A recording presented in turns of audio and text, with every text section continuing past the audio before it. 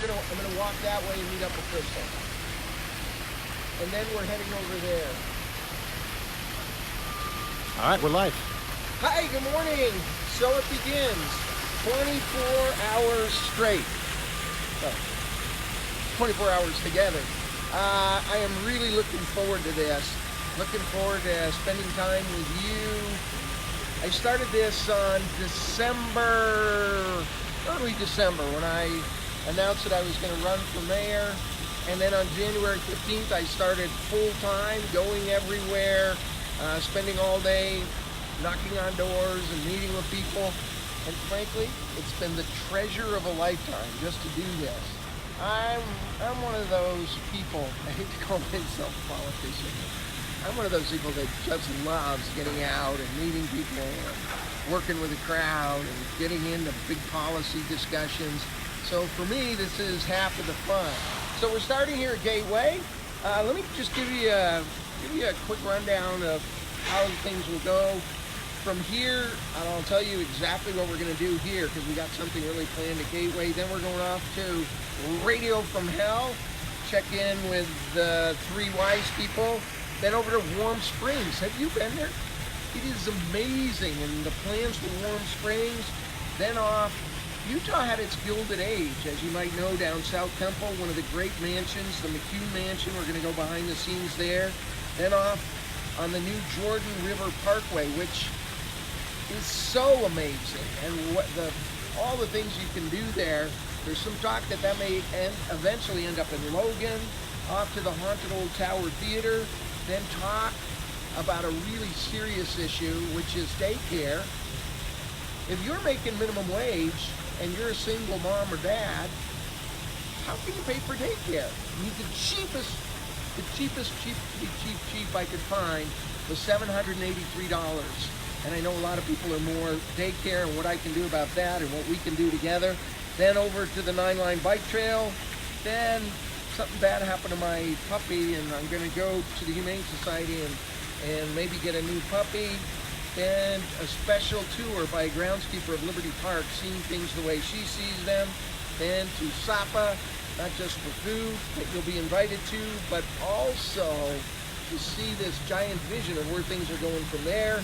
And just a whole day packed full of cool stuff. But right now, I want to introduce you to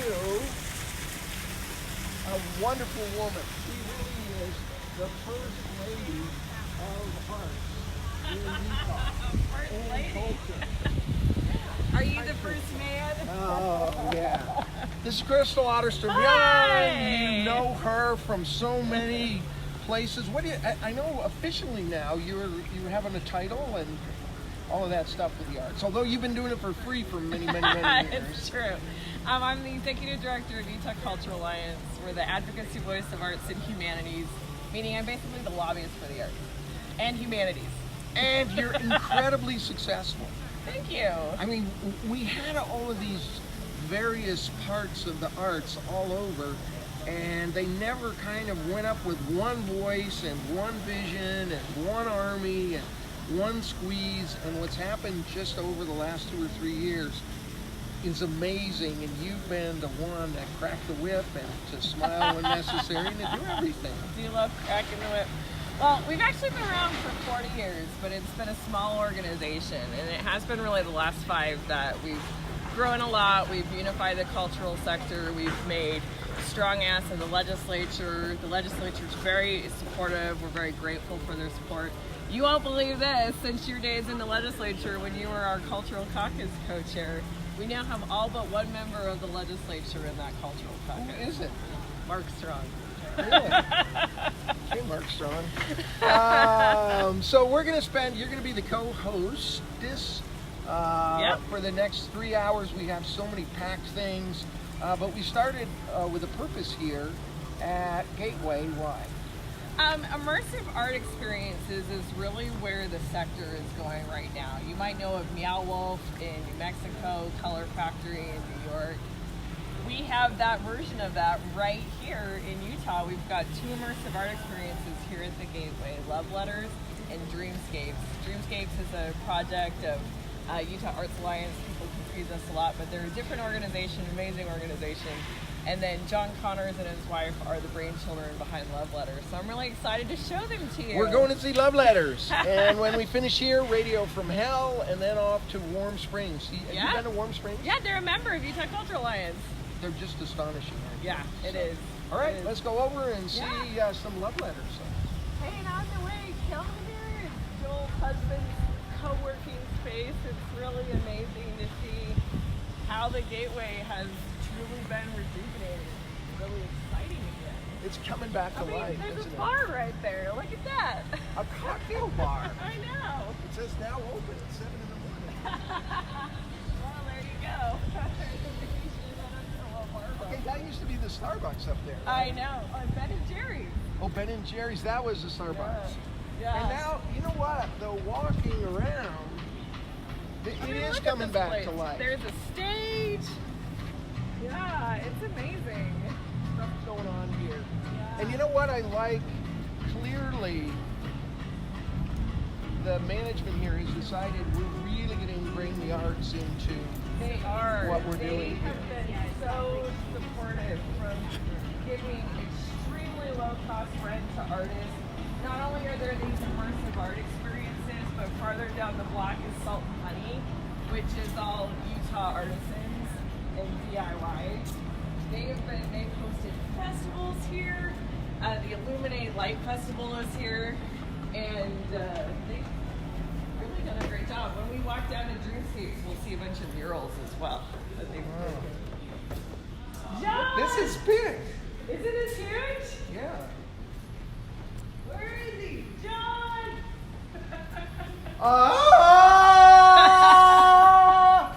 Here he Carol is! Burnett. Oh, John! Thanks for being here.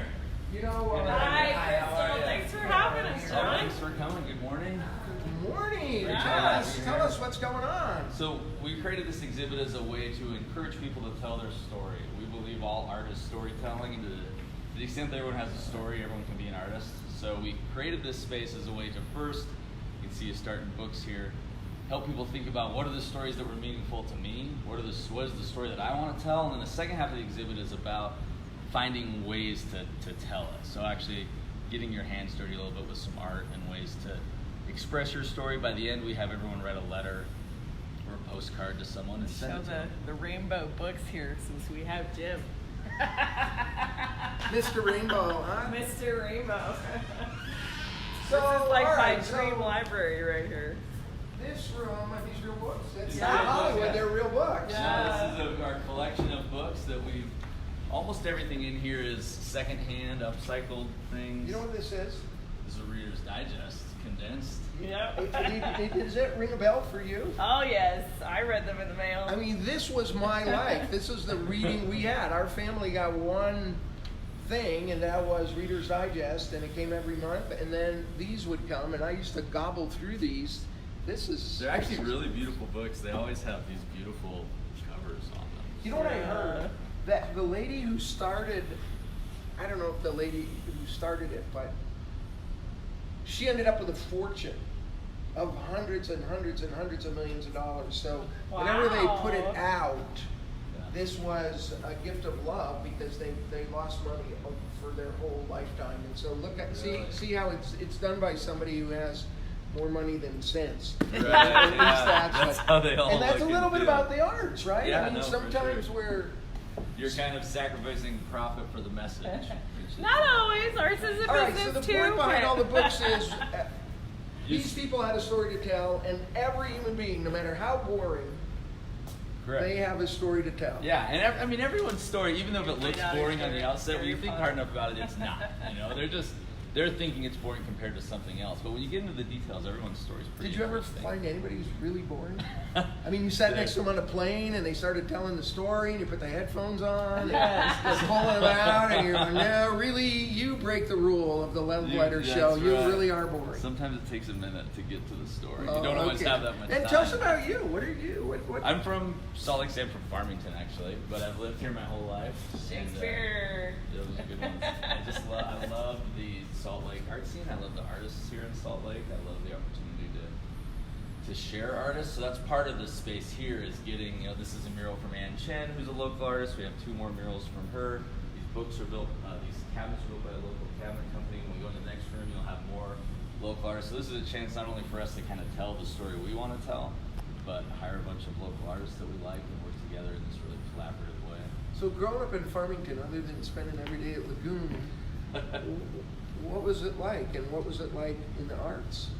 Farmington is a really cool place because it's right there on the edge of the mountains. So I spent most of my time growing up running up and down the foothills of Farmington, going up the canyon, going to Francis Peak there. And so a lot of my kind of art inspiration and the inspiration that led me to want to create stories that were immersive for people came from growing up in that space where Farmington left me enough room, and Salt Lake too really left me enough room to kind of make my own story. It doesn't force a story on you, at least for me. I was up in the mountains and thinking about what do I want to be, what do I want to create, and this is sort of what we wanted to recreate at this space. All right, so you're sitting around having a Diet Coke or a cup of coffee or strong adult beverages, and you go, all right, we should do this. And then did you already have a space, or you thought of it and then you thought where to put it, and the idea was, all right, everybody's got a story, blah, blah, blah, blah. How did that work? Well, we sort of built it backwards. We started thinking a really small thing, like I wish people would write more letters to each other. Like I wish they would slow down and just write a letter that says I love you to someone, because it's sort of, you have that chance with your words to say something, or you have the choice not to. And all you got to do is slow down a little bit and write someone a little note. And so we thought, what type of exhibit could we build that would eventually, by the end of it, get someone into this mental space where they're like, I'd write a note to somebody I love and send it to them. I'm going to text that. Hold on. It seems profound. Dear Steven. Yeah, dear Steven. So we back built it from there. We said, okay, to get them to a point where they want to sit down and think about what would I want to say to someone who I care about, and like what part of my story do I want to like really put in on paper. And we back built it from there. So then we said, okay, we're gonna have like a post office type place at the end, but before that, let's talk about stories that they loved, and what are the stories that impacted them, and then how do those stories, how were they made, and what are they made out of, like words and letters and things like that. And then once they've looked at stories and how stories are made, they can start looking at what are tools I have. Like we have a little room where they can make prints, and a room where they can make buttons, and we have a room of pencils, and they go through. So we'll walk through. We'll show you. As in every great mystery novel, there's a secret doorway. Exactly, and this is Go ours. through and show it to us. So are you guys a nonprofit or for-profit? This is awesome.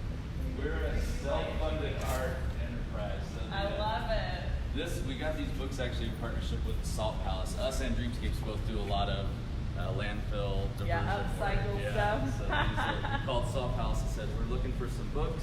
You can make paper airplanes. This is one piece we wanted to show you. These are all painted by a local artist named Collet Bailey. But around the corner here we have the Tiny Art Show. So we asked a bunch of Utah fine artists to paint pieces of art based on their favorite children's book. Wow. Okay. Justin! And these open, So this right? is one on each wall does. This is the Tiny Art Show. We've asked Utah-based artists to paint Look how cute this is. pieces of art based on their favorite children's book.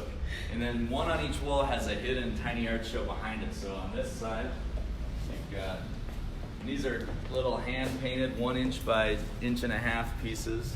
This particular one is based on the book look I at Spy. this. Wild things. Woo. Look at that. Do you see the eggs there? See how small that is? It's so adorable. can you get that? And then behind this one here is a The wild things. Look at that. where the Wild Things are piece, and it has a quarter scale model of this same room. Oh, it's the whole. Yeah. Oh, wow. Including all the paintings. All the same Yeah. paintings, painted quarter scale. Fantastic. So we've got this list of artists here, all Utah-based. I used to be Justin Wheatley's neighbor right here. You know Justin Wheatley, Yeah, right? look at that. Don't you love that? I mean, I love all of them. Colby, David, Elizabeth, Jennifer, Leslie, Megan, Mallory. Justin, Samuel, and Clinton. This is Guitar artist. I love it. And look at this exhibition. Yeah, this is our JLG list. There it is. That's actually not a part of it, but. We're going to walk pretty fast. Okay, so try to stay with the mic here a little bit so people can hear what you're. We'll rock pretty quick through this next little bit Okay. because I know you've got a busy day. Gotta head down to You'll see a bunch of Hey, artists. we got 24 hours. Deconstructed books. This That's is made great. out of books that were actually in the living room of our fellow artist. She wrote these all out. This is painted by hand from Alice in Wonderland. Oh, Jim, Can kids slide on it? You can slide on it. You're all up there. Have a slide. Crystal, you go ahead. Oh, come on, Jim. I'm sliding down the. Are you gonna catch me? Whoa. It's pretty quick. Glad I didn't do that. Yeah. How did you get it so slippery? It's got coats and coats of epoxy on it. It's got epoxy. This is so fun. So over here we have giant building blocks. People push them around and ride it like you have SLC right here. Cool. Wow. Here, Jim, you gotta stand with it. In our honor here. SLC. SLC to me. There we go. SLC. We got pieces by artists like Lisa Congdon, who's a Portland-based, very, very well-known artist. Okay, right now you've motivated us. We're Yes. ready to go. We've got a story. We're thinking. We've got somebody we want to send it to. Now, So now- how do I do it? I This is- can't do it electronically. That ruins it, right? Well, That's the whole I mean, point. we are style of writing agnostic. As long as you're telling the story, we're happy. But what we do first is kind of get your creativity going a little. We have these custom card stamps by different artists. So say you wanted to do, So can you bring kids here? absolutely, this is really great for kids. So here's a example of what people will do. Say they'll take, this is a print that a lot of people like. Stamp this guy out. Utah. Yeah, that's a really popular one, actually. They'll take this, they'll, you got your awesome looking heart right there, then they'll put this on it, Oh my word, look at this Yoda one. Oh wow! roll it out. Man, it says vote for Tobacco. Who would have thought that could be here? So then this is actually postcard size, so what a lot of people do is actually send these. They'll write on the back of them and send them out. But the other thing they'll do is step over to this table on the other side. Those are cool. So everybody, the kids can come and make their Oh own. yeah, they can make their own prints. They can say whatever they want. I mean, we're obviously going through it pretty quick, but they'll then come over here and take any one of these. So this one says SLC, for example, and we'll have them make a quick button. So they'll throw this on, they'll throw that on, throw on a piece here, flip that.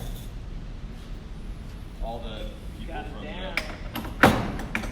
the This is familiar from the party. There you Oh, go. could you put that on me? I could. I'd love to. No, but look, do it politically. Go to the camera and then give a little speech about how good I am and how many good things I've done. That's how we do it in politics. Yeah. Do you mean Huge to- No, I'm just kidding. I won't let you do that. Proudly, I accept this honor. Of the button of All right. SLC. SLC. SLC. It doesn't have the same. I think it chants pretty well. And So- look at this little touch here. The flip book. Just a little book. All throughout, kids will spend a lot of time in this room because we have little building blocks. We've got The big chairs yeah. here. People typically spend about 2 hours in here, so they're Wow. here a long time. So they'll hang out here. This is a little exhibit. People use 20,000 words a day, and we like to say Politicians, that maybe more. a little more, maybe you a little more. We like to say that's your love letter to the world. So whatever you choose to say with those 20,000 words, that's all you got. Do you think that's true? What if we start counting them? Maybe we come out to around 20,000? Well, that's what it was Arizona State that did it. That's their average that they've come Yeah? up with. And it's not, there's some untrue information out there that says there's a difference between men and women. There's actually no difference when you count Can it you out. see all the words? Yeah. They sweep across me.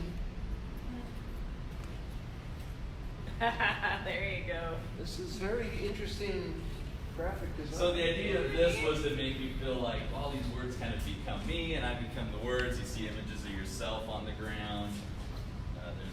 People do a lot of funky stuff with scale, because there's a camera over here where you can put your foot, for example, and move it around. Your skirt would actually show up really cool in this because it flips the colors, so you can see. Oh, that is cool. This is Kylie, my number one.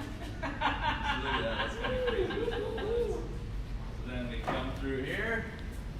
We're almost ready to write the postcard. So the last thing we do before we have, these are pencils. Yeah, this is made by Becca Clayson, who's one of the partners in the exhibit, one of the creators. She's a Utah-based artist that has a massive national following. She made this with 6,000 pencils. And look at, there's a race. Look how cool this is. Yeah, we got to run down to the other one. Yeah, we Wow. gotta move. So this is where you write the letter. We have our postcards here. We have old typewriters. This is our mailbox. Oh, look at that. That's fun. So people sit here and write a letter. We mail it in the mailbox. And then just before you leave, we have this one last thought where if you're going to be brave enough to try to tell a story, you're going to mess it up sometimes. So we made a big pool of shredded paper. Here we go, Jim. This is actually one piece of fine art you'll want to see before you go. All right. You start here, it says say something. Say. And if you walk along these steps that are painted on the ground and keep looking at it, it changes to another message. Whoa. Use your words. This is what I tell my kids all the time. Yep. That's great. Wow. How did we do that? Isn't that neat? That's cool. Well, thank So you, that's John. the exhibit. Thanks for coming. You're So the you're best. our gateway. People come 9 days a week. Yeah. How many Open. visitors do you get? We've been open for a couple weeks. We have 200 or 300 people a day come through. Fantastic. All right, bring the kids. Bring them out. Come send a letter. We send about 1,000 letters a week out. Can you work at trade deal with the post office? Oh, we should. We're trying to revive letter writing. Thanks Thank for coming, you so guys. much. Yeah, That was fun. Great to have you. Kylie's gonna stick around. Okay. All right. Stick around. See you, John. See Thank ya. you. Do the other thing. Yeah, let's Okay, run. we got 7 minutes. Let's run. Okay, we have 7 minutes here, which is about 40 minutes we're supposed to be, and then we're off to radio from now. So you'll see as we walk down the Dreamscapes. Can you hear me? There you are. The Gateway, the new owners have invested in murals designed by local artists, all up the stairs to pretty much every nook and cranny. You can stick art. They put it there. Here's an art project going in across the street. Above the underpass, yeah. Maybe awesome.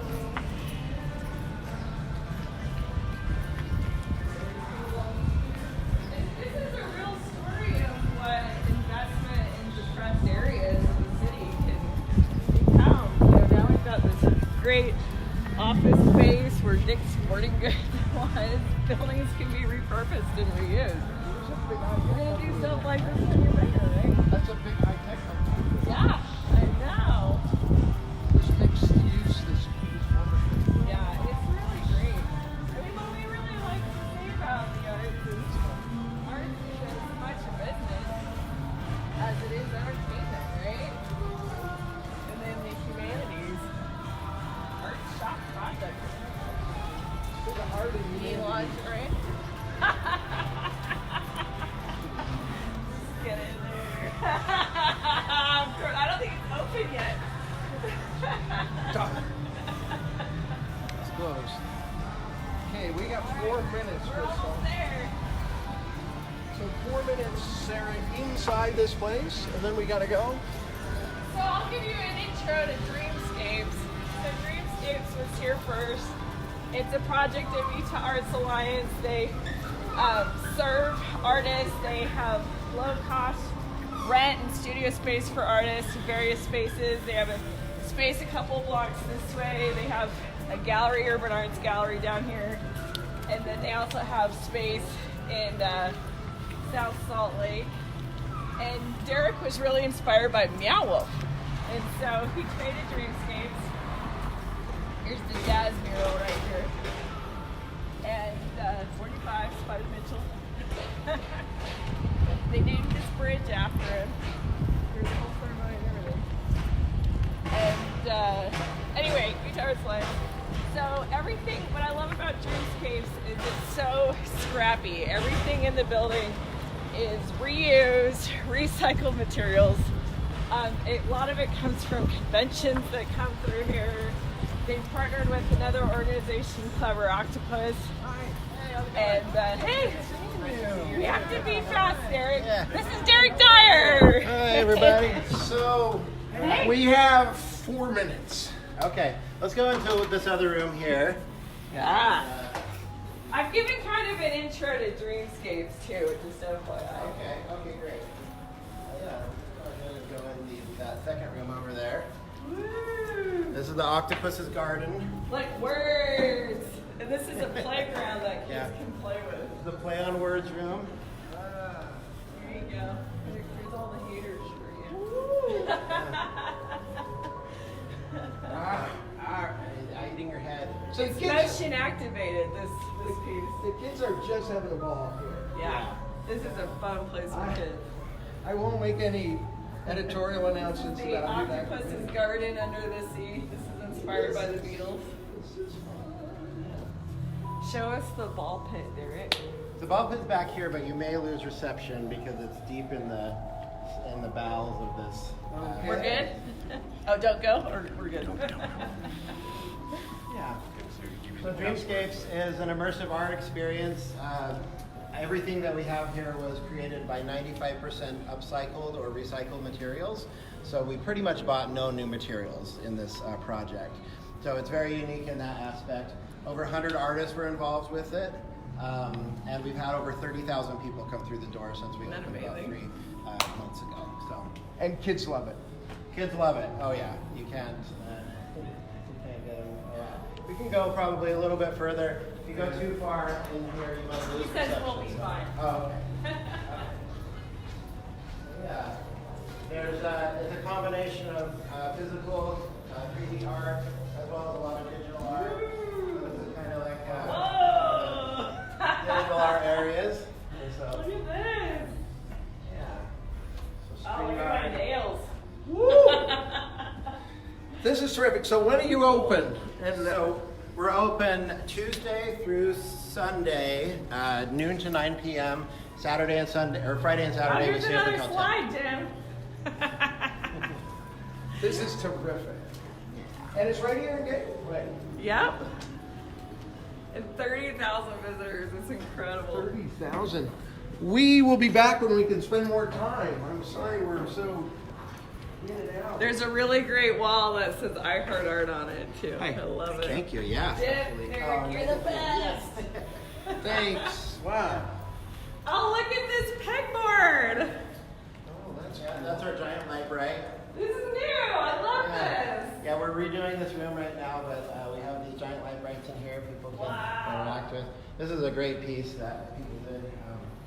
Can kids play with it? Yeah, everyone can play with it. My kids are super into library right now. And I love the buckets too. All right, bring the kids, the grandkids down. Oh, you want to go out this middle door? We'll choke it out the other. Yeah. All right. All right. Derek, you're the best. Thank you Hey, so absolutely. much. Thanks for coming out. Thanks for helping kick off our 24 hours. Dreamscapes. Woo! Where do people go for tickets? Dreamscapesslc.org. Awesome. Oh, Thanks again. Look how cool yeah, that we was. can have a quick picture. Yeah, let's do it. Okay. Send it to me too. You got it. We have somebody famous here. Crystal is in the house. You're in there. This is terrific. Thank you for helping restore the middle part of our city. Thank And you. then Urban Arts Gallery. Oh, You've sorry. been there Right doing over such there. good things for so long. Thank you. Bye. Oh, fun. I wish we could have spent more time. Oh, they changed it. This was a pride walkway. It was all rainbow. Where are we going now? We're headed to Radio from Hell. Oh, That's an exact time, so that's why we're doing it. Speed walking. Hello, sir. Will you hold for me? Hey, Hi, Steve. how are you? How are you? Oh, okay.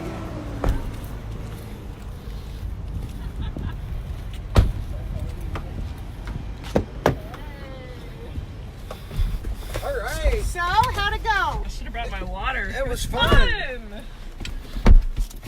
All right. We got our words on. Oh. Do you know where to go? Yes, I Thank do. you. This is Tom. He's our driver. Sarah, who's our campaign manager, and she's coordinating everything. And you already know Crystal, and the one and only Chris who's behind behind the camera, and you'll get to meet him. Where'd you I'm see sure. I'm gonna ring all the time. Wow, they've really done great Isn't it things here at amazing what they've Gateway, done haven't here? they? Yeah. Yeah. And Right so- back on that corner, there's a pair of wings, a really great Crystal, selfie would you opportunity. hold that for a second? Totally. It is the way to build these inner city areas is through the arts. I mean, Yeah, 100%. you know. Yeah, I mean, so the space 2 blocks over where Utah Arts Alliance has their arts hub where there's artist studios, they've been there, they've made the building beautiful, they've brought all these artists in there, and really them and their vicinity is why Gateway was like, let's make this an arts facility. Let's let this be the cornerstone of this once depressed mall, and now it's a vibrant, exciting local space. It's perfect. What do they need more of here? People, I guess, coming down, and what you know what the vision of? You know, in the humanities and arts, we've kind of 2 big pain points. The first, of course, is money. Yeah. There's never enough. Our stuff isn't always, sometimes it's commercially successful, but sometimes we have our nonprofit arts that need a little extra investment from government. And then we need audience. We need butts and seats, people to come and enjoy what we're creating, what we're talking about. And that's what life is, right? Is these experiences that make us human. I mean, humanities and arts for both you and me is really our biggest thing. It's our greatest loves and obsessions. I mean, as far as I'm concerned, without the arts, there's just no reason to live. I mean, 100%. you know, it's nice to get out and earn a living and work hard and do stuff, but if you don't have that download, if you can't enjoy that music or that great cinematic experience, or if you can't watch that dance or participate in this, it tinges the whole experience of being human. I think. And Salt Lake City has done wonderfully supportive things for the humanities and arts here, but the amount of investment in relation to the city's budget is so tiny to just not even be a priority. It's for like the 25%, city. right? Oh, it's like a fraction of a percent. Oh, a I wish fraction it was of 25%. I knew that. You're going to make it 25%, right? Yeah. But there's so many ways, from grants to the city has invested in the cultural core, which is the downtown, the blocks, where a lot of our state-wide hitting arts groups are based. It's a partnership between Salt Lake City and Salt Lake County. They've invested in facilities like Mika on the west side and Sugar Space on the west side, to places all over the city and artists all over Now the city. these sculptures, they don't just appear. Yeah. Right in the medium here. Can you they see just- him here? Yeah, so this is our public art program. 1% for public art. So when the city builds buildings or does RDA projects, these specific sculptures come from RDA money, actually. And it's, I think it's called the Flying Objects Collection, and they've been here. The exhibit has been here a long time along 3rd South, but the pieces on top of the poles rotate pretty regularly, actually. And they're all Utah artists, and they're all interpreting flying objects in different ways. It's There's the pretty Rose neat. Wagner. I mean, this is really the heart of our downtown. This is the hub right here. So public art is such a great partnership between government and the arts, because it's saving this little tiny 1%, the sliver of money to make and beautify our city, to help with placemaking, to help define community character. And we could do so much more. I mean, there's just a few murals here in Salt Lake. I wish every building had a mural, don't you? Yeah, I think that would be terrific. I mean, there's so much more we can do. That's one of the great areas that the city can really explode in, is support for the arts and tourism and all of that kind of thing. All right, we're going to get out here. And oh,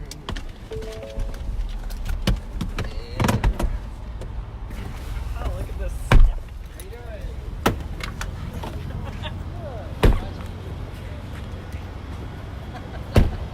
Thank you. You guys be good. See you later. Bye-bye. Wow. Those black SUVs are not for me. That's pretty It's just what I want to fancy. say.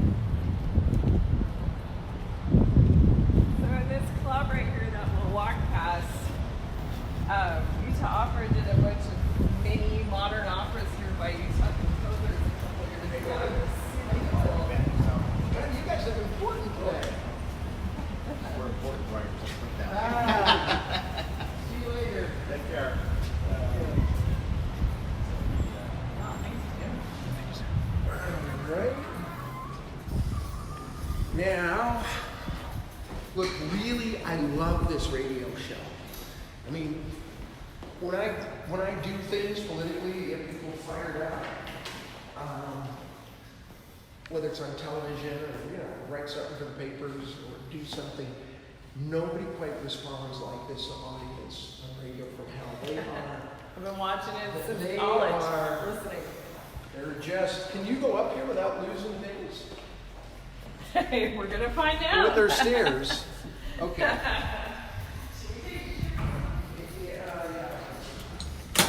Yeah, we'll go up there with the stairs. 'Cause I don't wanna-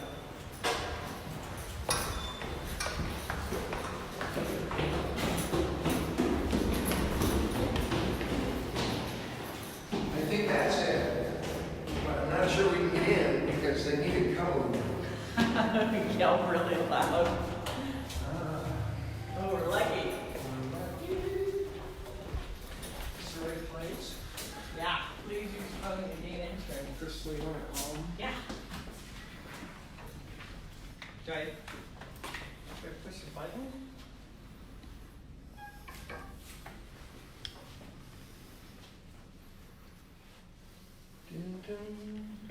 So, anyways, I was saying Radio from Hell, they are amazing. They are the people. Of course, they won't let us in, so.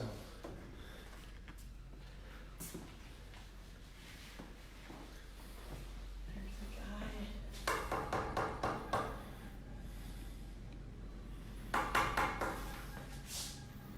Hello.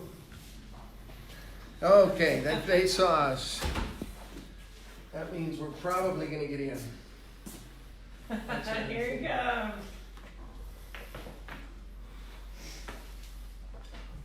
Good morning. Hi, how you doing? How you doing? Good to see Thank you. you for letting us in. Yeah, of course. I don't know where our front desk girl went. Well, We just had Ice Cube in the studio. So. really? Wow, is that the big SUVs down there? Yes. I want to get you higher and see. Hi, Crystal. We've met before, but yeah. Hi, how are you? Was Ice Cube left? He has. He just left there. Oh man, that would have been cool. We missed Ice Cube, but this is a man who met Ice Cube, right? Yeah. Was he nice? Oh, he was fantastic. Really? Yeah. Did he sign He wasn't anything? cold or anything. No, we Did you took a shake picture his together. hand? Really? Oh, yeah. This one. Yeah, there you go. Shake that hand. And so, the normal people who don't usually come out to see people, they're out to see Ice Cube, right? Pretty much, yeah. I thought maybe he's here for the Utah, or the National Governors Association. So he showed up for that, but He he's did, really? also going to be here for Big Three. Oh. No, he's doing the Big Three basketball tournament because he's one of the founders of that. So they're doing that this Saturday. So he's in town for both. And that they're giving away $1 million, right, to the winning team. Is it $1 million? Yeah. You guys gonna want to For the copy winning of the team? audio and everything? I think I would know. I mean, I was recording. I think it's I think it is too. Yeah. $1 million to the winner, nothing to the losers. Yeah, I think so too. But it's pretty cool. We're all ready for you. Oh, You're all ready. great! Yeah, have fun.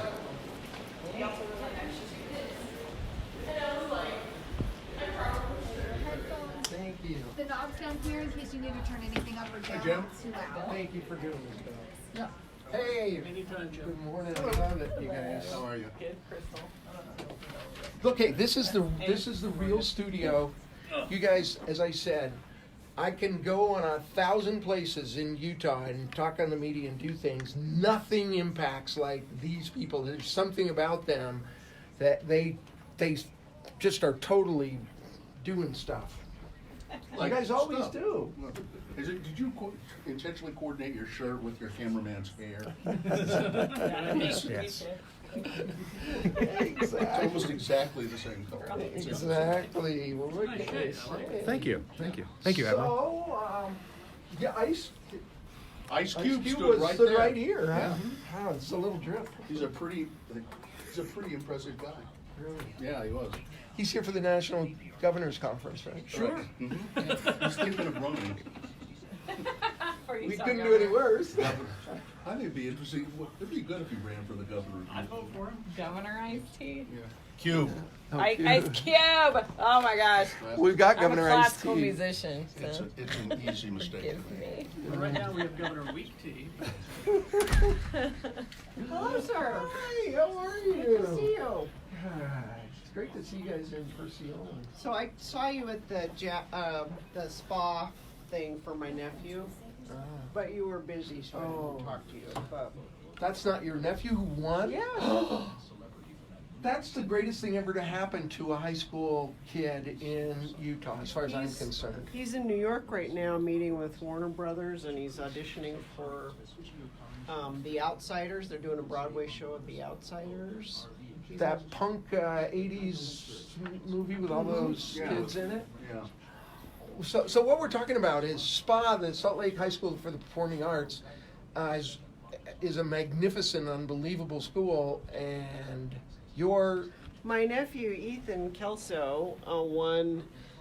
He won Best Actor in the whole country in New York just a couple of weeks ago for musical theater. And you've always been a great supporter of SPA. I love SPA. So they take 2 kids from each state in the whole country, send them to Broadway for a week for a boot camp, and then they get to meet producers and sing and dance. And then they pick the best 2 high school singers and dancers and actors in America. And the kid from Utah won, Yep. and he's so good, and he's from SPA, and he was. Yeah, and he's back there now. You'll see him. You'll see him on Broadway before too long, I think. So the kid that won last year is doing. Dear Evan Hansen.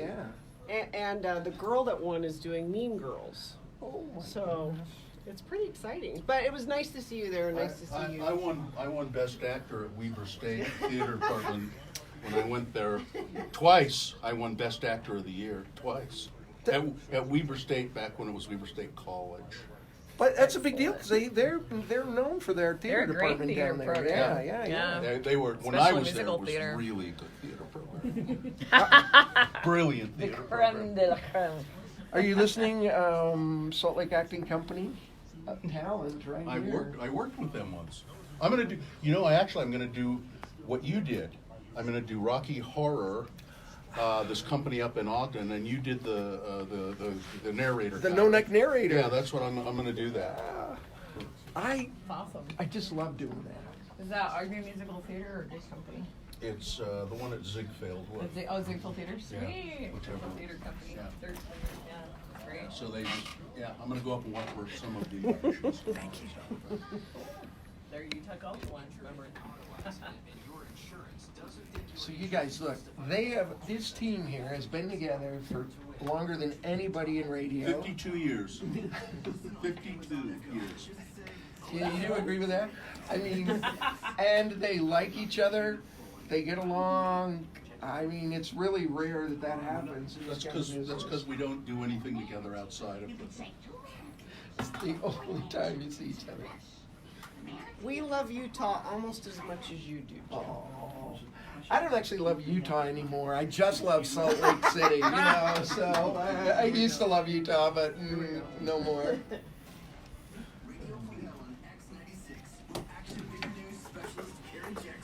All right, it's time to award round 2 of your bonus. And it's brought to you in part by Cacio e Pepe. Is that how you say it, Gina? It's mac and cheese with, and cheese. with black pepper on it. No, it's not yellow cheese. It's Parmesan and Romano and pepper. It's very simple Cacio e and very pepe. good. Cacio e pepe. And Feldman's Deli, 20th East, 27 South, Utah's only authentic Jewish deli, now serving breakfast and lunch Tuesdays through Saturdays, dinner Thursdays through Saturdays, music Friday and Saturday nights. Everyone meets at Feldman's. You know, I'm surprised they haven't yanked your Italian card. Why? Because you have the gall to call Cacio e pepe, it's mac and cheese. There's boner candidate number 1 was the case of the stolen choppers. An Indiana woman wearing stolen dentures to her probation hearing. They didn't fit very well. Boner candidate number 2, well, she wasn't naked. It's a guy who he was in charge of dressing his young daughters for school, and he ended up sending one of his daughters to school in her potty training panties. And boner candidate number 3, please don't harass the wildlife. Visitors at Zion National Park harassing and touching wildlife, picking up young fawns and things like that. It's not good to do that, the rangers say. Layla won a gift card to Feldman's, and the winner going away with it, boner candidate number 3, please don't harass the wildlife. All right, there's your winner of round 2. It goes forward to boner fight. Might be boner of the day. We'll find out at 9:20. Look who's in our studio. More famous than Sting, more famous than Ice Cube. It's Jim DeBackus, who's running for mayor of Salt Lake. Why have you come to our studio, Mr. DeBackus? Because I'm doing a 24-hour marathon, and I thought there's no better place. There's no better place to announce that and to say I'll be up 24 hours on Facebook Live at Jim DeBackus Citizen than right here with my buds, because you guys have the best audience. They respond. They're out there. Is that why this guy's following you around? Yeah. This is Facebook Live? This That's is live. Facebook Live. Yeah. And that's 24 hours you're going to be doing this? 24 hours. Starting when? I started at 8. 8 this morning? Yeah. Okay. And now... It's just a couple minutes ago. So. Yeah. So, I mean, I'm in fighting weight. Let's see how that goes in a little while. Yeah. How goes the campaign for mayor? You know, I started really January 15th, and I haven't come up for air since. I mean, win, lose, or draw, it is such an amazing, incredible experience that I'm just loving it. There's good times, not so good times.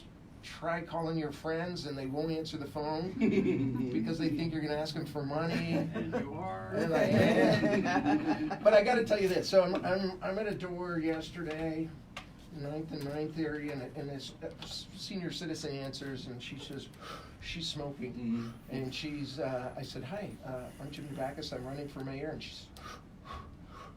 I know who you are, and I hate you. And then she blows smoke in my face, and I get the brochure out, and I say, "Well, thank you. If you have any questions, call me." She says, "I watch you on TV. I hate you." And I said, "Okay, ma'am, sorry. Here's the brochure. Call me." And then she yells back as I'm starting to run away. She said, "You know, in person, I hate you too." And so, you know, not everybody. I mean, wow.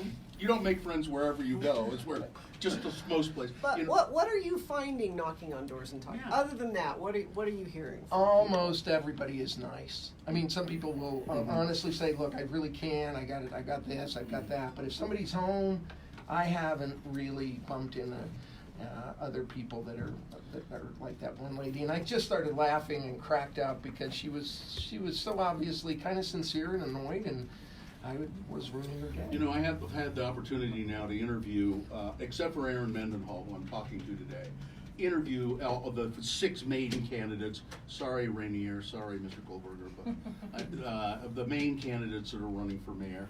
And I have to say, so what's going to happen is on August 13th there will be 2 finalists, and then those 2 people will face off and fight for the mayor's post in November. But all of you are great people, I have to say. It's pretty amazing that we have such a great number of choices. I think they all should drop out except me and run for governor. We don't have That's true. We don't have anybody to run for governor. That is so, absolutely you know, true. We need a good Democratic candidate for governor. Well, so the other 5 who don't come out of the 4 four who don't come out of the primary, they could they conceivably run for governor? Absolutely. Yeah. Well, I think they should. Exactly, and Yeah. they could pick the other one as the lieutenant governor. I mean, these are talented, wonderful people, and They are. I really enjoyed getting to know them and repeating the same questions in 83 debates. You know, but they really are. We're really having overabundance. If we had a legislature made up of people like our mayoral candidates, we'd be doing great. The ballots are out. Mm-hmm. You Yeah, can I vote got right now. I got mine in the mail Yeah, yesterday. yeah. So. So, and everybody should get one who lives in Salt Lake City proper, and there's just, you pick one of the candidates, and then there's, I think on my ballot, there's a council seat that's open. So, and that's it. Yeah, it's Derek Kitchen's council seat. 2, 4, and 6. And they're actually, these municipal races are all along the Wasatch Front, from South Salt Lake to just pick a Layton to Ogden. Everywhere you live in Salt Lake, there's mayoral races and city council races. If you are upset about what's happening in the federal government, you can't ignore your local races. You're voting for these local smaller races. You have more of an effect on what's happening in your day-to-day life when you vote for mayor or city council, or all of that happens right here. Jim Start DeBackus there. promises to fix the roads in Salt Lake City. Fix the roads. They are terrible. And I had a lady say, well, I look at the bright side. I look at them more as underground parking. We got to do stuff about roads, of course. We got to clean up the air. I got a lot of ideas at www.DeBackusForMayor.com. So Okay. if you want all these detailed position papers and stuff. And if you want to watch Jim DeBackus get punchier and punchier as the day goes on Facebook Live, where do you go to do that? You go to Facebook, Jim DeBackus Citizen. Citizen. Yeah, there's a Jim DeBackus Citizen. So I'd be interested to hear you guys, because I got a note that said, if you had any guts at all, DeBackus, you would knock on Greg Hughes' door. Nobody tell Greg. I don't think he listens. So, 9, 10, 11 o'clock when I'm getting punchy, would that be a good thing to do? 10 o'clock at night? You Yeah, bet. just knock on his door and say, tell me about the damn inland port. What the hell did you come up with that for? Let's talk. And, or should I just leave the sleeping dog to lie? No, knock on his Go door. see him. See, he likes you, actually. I bet he has really nice pressed jammies. You think? You know, the really Yeah. nice ironed, or maybe silk jammies. With a built-in feet. Yeah, You know? I bet so. Well, I don't know. you think he'd be polite to me if I I knocked think on the he door? would. Yeah, I think he would. Sure. Yeah. And then the minute the door closes, it would be a string of invectives about that's so-and-so Jim DeBackus. We'll leave a mic there. Yeah. We're picking up a certain congressman when he arrives at the airport back from Washington, so we'll be there picking him up and taking Today? him. Yeah, today. Mhm. Those are some of the things. Certain mayor of a county. Chris Stewart's already back.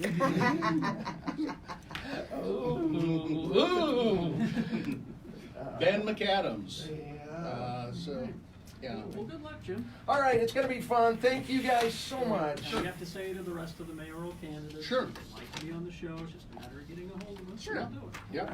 Get a hold of us. Drop in anytime. Yeah, we'll do it. All right, I'll see you tomorrow. Okay. Good luck. Okay, thanks, you guys. Thanks. Love you. All right. And Radio from Hell people, you are the best. Oh, thanks. Thanks, bye-bye. All right. 5-hour energy. Remember that. Quick giveaway, quickly. Yes. X96 is stoked about all the events going on at Tulie. Thank you. Hey, we're off to Warm Springs. Did I take everything? Where are we going? Warm Springs? Yeah, Warm Springs. We're going to take a hot tub, right? Is that what we're doing? Did you bring your bathing suit? I sure did. It's okay, I brought an extra one. There we go. Crystal, we should tell, while we're in this wonderful cave going out of X96, you have the two cutest kids in history. And I've known them since they were the smallest They of think you're types. their grandpas. We haven't corrected How are they doing? They're Give us a doing quick great. update. Betty's 9,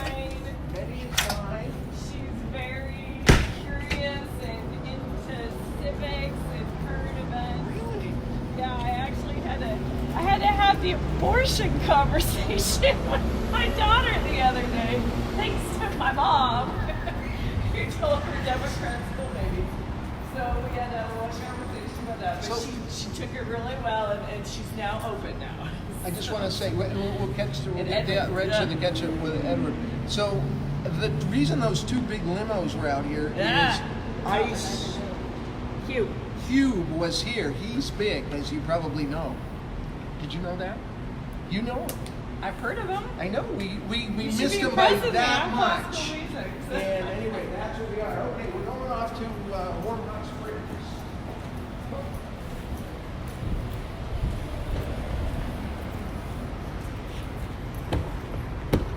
Are you listening to what goes on, sir? Or are you guys busy doing other things? Doing a mix of things. Okay, great. But I think I want the iPad back. Okay. That was fun. That was fun. Bill All right. and Jerry are the best. Crystal, would you mind? Totally. All right. So we're Warm Springs. What do you know about Warm Springs? Well, they're actually Warm Springs Alliance is one of my members at Utah Cultural Alliance. So it's a park, but they are working to bring the arts into it and really rejuvenate that whole area of Salt Lake. So it's part of a rejuvenation of the west side. It's right across the street from the refineries. Yeah. And so they need a few $1 million. So we're going to talk to them and get a tour around it. I think it's really an exciting project with exciting possibilities to head out. I don't know if you can see that on the camera over there, but we'll drive past a couple more. But there's these little billboards here along 300 South. And this is the Permanent Museum of Change, I think is what they call it. And so there's always different messages right now. And right now there's a message that's a partnership between Craft Lake City and Equality Utah about how Utah is a welcoming and diverse place. And so that's another one of the fun kind of art pop-ups we have here in Salt Lake. So there's Walters, which we missed, but it's one of the Utah jazz murals here. Yep, see the jazz mural back there, and more of these sculptures in the middle of the street. The flying objects. Yep. We're going to go by, on the right-hand side is the Greek Orthodox Church, and these LaFrance apartments, which have been there for a long time. There is a huge, many hundreds of millions of dollar project being contemplated to be built around the church and the parish house here. And historic Japantown. Yep. Right here. Yep, different one, but that's one there, and then... Oh yeah, that's one more October. Where the post office is now, there's a $500 million project that is, as Crystal said, built totally around historic Japantown. And if you come back in 5 years, you may need to use your GPS, because this area's slated to change. It's already changed so much. I mean, look at all these condos in. I mean, they have done, I would say overall, developers have done a pretty good job of keeping the character of this neighborhood by Gateway. There still needs to be some work done to make sure that historic Japantown is preserved, but the city and the developers have really tried hard to work with the Buddhist temple and the other Japanese Christian church here that have a strong historic ties to Salt Lake. They've been here over 100 years, and it's nice to see partnerships like that happen. Senator Emoto, I know, has spent a lot of really time hard on representing the Japanese community and the entire Japanese community, sitting down with the developers. I think they made some major changes in what they were initially going to do to help blend in more. Because, you know, ultimately, it is places like the historic Japanese areas and others that are this heart and soul of an American city. Yeah, I mean, where we are right now, this whole, little sliver of Salt Lake City is where a lot of our historic communities of color have come from. Our Italian district's over there. We've got Japantown, Greek district, the Greek district. I mean, this is where people came to be part of the American dream. The LDS district. Yeah, the LDS district right over here. Yeah, I mean, they were escaping too, And so Salt Lake City has a rich history of people coming together from all sorts of different experiences and cultures and learning how to coexist. 5 years ago, there's a new project here called Sky House, and then the next street Subway. over. Could anyone have imagined the hundreds and hundreds and hundreds of new apartments being built? Yeah, it's really important how Salt Lake is densifying and building up so that we can limit our carbon footprint. Yeah, because as we create those $500 million office towers and things, the closer people live to that, obviously the less impact from Absolutely. what they're doing. My daughter Betty is very critical of a lot of these apartment buildings. She doesn't like the stucco ones, but she likes these kind How with old is lots she? of bricks. She's 9 and she has lots of Got opinions. opinions. What about Edwin? Edwin, he's 5. He just lost his first tooth. He starts kindergarten this year. But yeah, so I mean that's kind of why we need design standards in Salt Lake, so we don't get the ugly ones, we get the cute ones. Did he pick? Did he get the dough for losing the tooth? He got $2 whole. Where does the tooth fairy leave the money? Under the pillow. Under the pillow. Yeah, he'll tell you all about it. And was he expecting it? He was. We don't do the tooth fairy for like everything, and we try really hard to tell him the tooth fairy is mom and dad, but it hasn't quite connected for it. I see. So when you're 5, $2 is pretty good, huh? It's rolling in the dough. Yeah. And are you making him save like $1 of it for college? You know, my kids are hoarders of their money. They never spend it. They put it all in their piggy banks. They're richer than me. And you borrow money from them, right? Yeah. Oh, of course, here's our historic West High. How are we doing for times here? West High has a great theater program, great orchestra program. So can I, on the middle of the next block, pull over? I want to tell a quick story for a minute. There's West High to orient where you are. Tom, right? I'll show you. I got it. I know where you're going. Okay. So right here. This building right here, it's a little bit nondescript. It's American now Family. it says American Family Insurance. So it really was the first full-time Utah Pride Center, and we had in the bottom floor, we put in a coffee shop. And one day I went in there, and the whole idea behind this was in like 2000. The whole idea behind having this was to have a safe place, particularly for our young people, but everybody coming out. So you see how close that is to the West High. One day I went in, and there was 7 or 8 football players from West High in there, and they kind of had their legs up, and they were kind of being football players and kind of hitting each other a little and whatever. And I went to the woman who was serving the coffee, who I knew, and I said, "What is going on here? You know, do I need to get rid of these kids?" And she said, "Yeah, I just don't understand this." And I was about to say, "You guys get out of here. We don't want you intimidating our gay kids," when she turned back to me and she said, "Oh no, it's not that, Jim. They're just not buying any coffee, and they sit out here all day long." And I said, "Wait a minute. The football players are sitting in the coffee shop and everything is fine, and you're complaining about the fact they're not buying coffee?" And she said, "Yes." And I went, the world has changed. So that was really a historic place as far as I'm concerned. I think I met you there actually when I was on the board of HRC.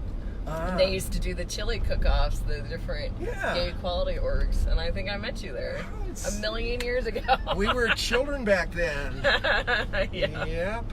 This whole neighborhood now is really changing too, isn't it? Marmalade. Yeah, in fact, there's a great, if you can see here on the right next to the library, community artists here in Marmalade did this great series of murals to kind of hide the pit, and I hope the wall doesn't actually go away because there's such great pieces there, and there's one that says "Make jam, not war." So Marmalade has a great history with fruit trees and jam. Okay, so you get Crystal now.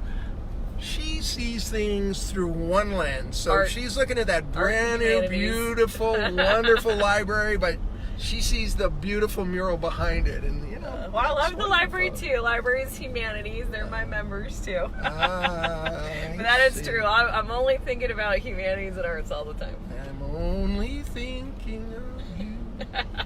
It's my love. See, look at that. That's going to be something there. Yeah. Yep. And here's the old hospital that's been lovingly redone and turned into really a productive office by Councilman Jim Rogers from represents this. Represents this area. Okay, we're Warm Springs. This is the studio audience. Are you former okay? children's museum right here, and this is part of the projects that we're doing.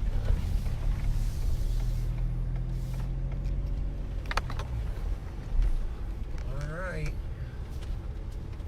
So that's our team, our advanced team up there with Aaron, and we're gonna get out here.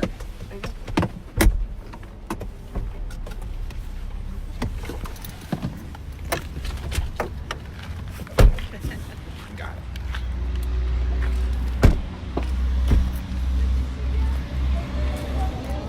It's so exciting to be back. Yeah, that's great. It's old home week. I know you are. I said that on Facebook Live. They're a member of UCA. Sylvia Nibley as the chair or the president The or chair. the grand high poobah? Oh, they're brother. Yeah. All right, pretend we don't know anything about this particular area, and let's walk around a little bit and just tell us what Okay, let's go that way. it is. All right. So, welcome to Warm Springs. This is a jewel in our city that a lot of people don't even know is here.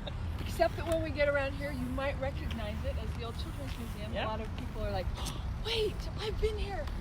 So, what we have is one of the most historic sites in the whole area. And of course, the indigenous people were here long before the settlers were. Like 10,000 years ago? I mean, We don't do really know know, how thousands far? and thousands.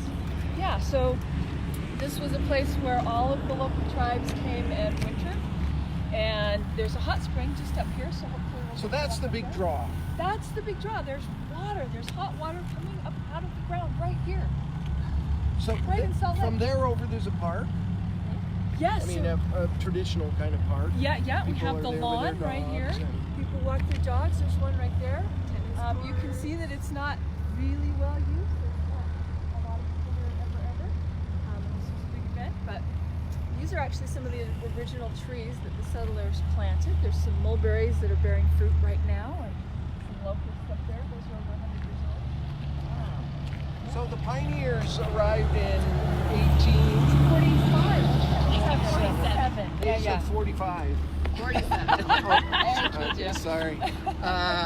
Yeah. So they were soaking in the hot water within days of arriving. Get this garbage truck. He is moving. We're going to be killed. So we may want to get away from the noise, eh?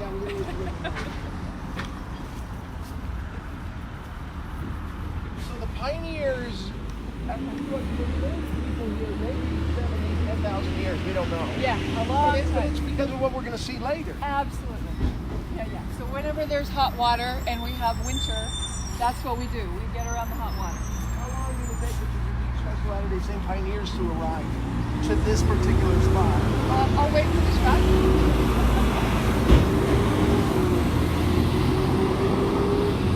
Then we should be good for a minute. So they were soaking in that hot water within days of arriving. The scouting, folks had come down here and found it before they, even brought the wagons down into the valley. And they were like, "There's hot water!" So they just crossed the plains. Guess what they did? Took their first. They soaked. That's really big deal, right? Because you're arriving and you're staying in a lean-to or something, or a tent, and when you find real hot water, wow. Yeah, it feels great. And, it's always been considered a healing place, which it is. So, Is like a speedway of trucks here?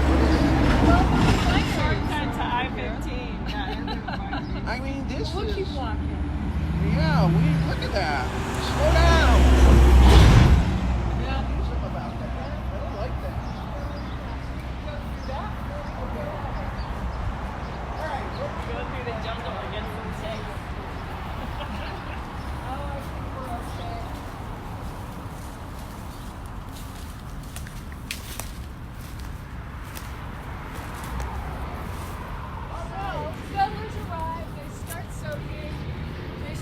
some bathhouses, and the bathhouses get bigger and bigger and bigger. We have the historic pictures of what they used to look like.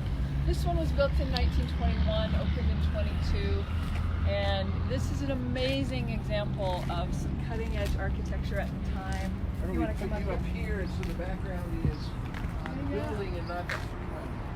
Great, and you can peek in here, but unfortunately, some folks try to break in for shelter, so that's what happens when a place is unattended, sadly. Look, can you see in there, Chris? See the carving up there and the... Yeah, it's such a beautiful lobby. Do you remember this place? Uh-huh. Oh, yeah. Children's Museum. Yes. So there was, for a long, long time, maybe from pioneer time, there was a structure here to help with so bathhouses. Turn it into a bathhouse and Yes. things. Yes. And so this is just the final successor that was built in the 20s. Because they kept needing bigger ones. And who built this? This was the city that built it. The city built it? Yeah. So by this is the a city property? It always has been. Well, from the time the city existed, it has always been part of it. Taxpayers own this? Yeah, this belongs to all of It was us. built in 1921 by Salt Lake City. Well, Salt Lake, you might not be too Yeah. proud of what you've left here. Well, we need to bring some love and attention back. So it was the hot spot, everybody was coming here for about 150 years. This was the place everybody came. They had the first rail car stop here, first social hall even before the one downtown. They were coming here for lots of reasons. All right, this is so Talk about the architecture. Sure. About it? Right. It's like somebody's moving in. There's a suitcase here. Maybe there's money in it. We could use it. No money. Well, it was worth a try. It was worth a try. So what? We're going to talk about how we're going to fix this up and who's Great. going to pay for it and everything. So let's Great. just continue to walk around the property. Yeah. But it's a little embarrassing, if you ask me, to think, okay, the city owns this. It looks like Herman Munster Cold Springs. Cold Springs. So, Jim, this is mission style architecture. Good morning, how are you? Fine, how are you? Good, I'm Jim. Nice to meet you. How are you? Good to meet you. Where are you from? From Damascus. You're Syrian. Oh my goodness, sit down for a minute. We'll get to the Cold Springs in a moment. Sure. How did you end up in the United States? I came here as a student Uh-huh. back after I finished high school. Long before the war. Oh, yeah. Yeah. Have you been back to Syria? Before, the old days, yes. Yeah, no, but since you came to the States? Yes, I came to the States, but not since I came to Utah. Uh-huh. When I first came to the States, I used to visit every year. I go visit my mother. What part of Syria are you from? Damascus. From Damascus, huh? I was there twice. It's beautiful. It was a beautiful place. Still, I mean, Is your family okay? Or they're getting through things okay? mostly, yes. Yeah. So, what are you doing for a living now? Well, it's a long story. Okay. After I came here, I went to school and I finished. I graduated, and after that went for my graduate school, and I finished too. And after that, I came west because I went to school in Connecticut, the East Coast. So, and I came here to Utah. I taught for three years, and I did very You good. taught what? Math. Math. Really? In high school? No, In college? and I did very good, to be honest with you. Actually, my classes were the only classes I have a waiting list, waiting, you have to wait for a year or so to get to my class. So anyway, so that's basically what it is, yeah. You're so well educated. Is it difficult for you to get a job? Well, it's not difficult to get a job, it's difficult to keep a job. It's like when the problem become a problem, like you find a job, any job actually at the beginning, you're talking about cutting the grass or something, even that job, they called the supervisor. They say, "Are you sure he's not a terrorist?" Oh my gosh, are you sure? He's not a what? A terrorist. What do they mean? Terrorist, right? Oh, you mean terrorist. they think you're a terrorist? They don't think that. They just cover up. And they fire you? They didn't fire me. I never got fired. But I mean... They lied. They say take the summer off and you'll get your assignment as usual in the fall. And I took the summer off. And I went to Northern. When I came back, I never got my assignment. Where will you sleep tonight? Tonight? Yeah. And what will you eat for lunch? Well, today, I mean, I have things straight, but the last 2 months or so, it's start to be a mess around. But overall, actually, I lived good in the war.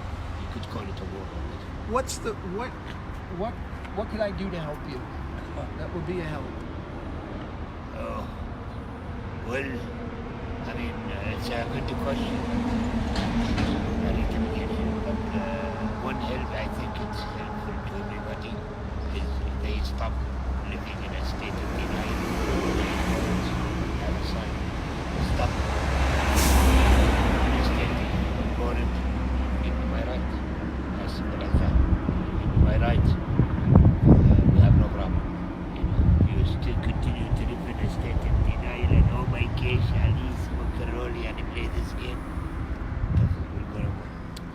So, you're ready, willing, and able to go to work right now. If somebody had a job, it could be gardening, it could be anything. Look, we have the lowest unemployment rate in history. Somebody needs somebody. What's your name? Ali. Ali. Ali's going to be here in front of Warm Springs for the next hour. Actually, I want to go and get me a coffee. Okay, you're going to go get coffee. Yeah, from Seaton. But he'll be around here. If you want somebody, and you want somebody who can speak Arabic too. How many people do you know that you can speak Arabic? Actually, I speak 5 languages. 5 languages.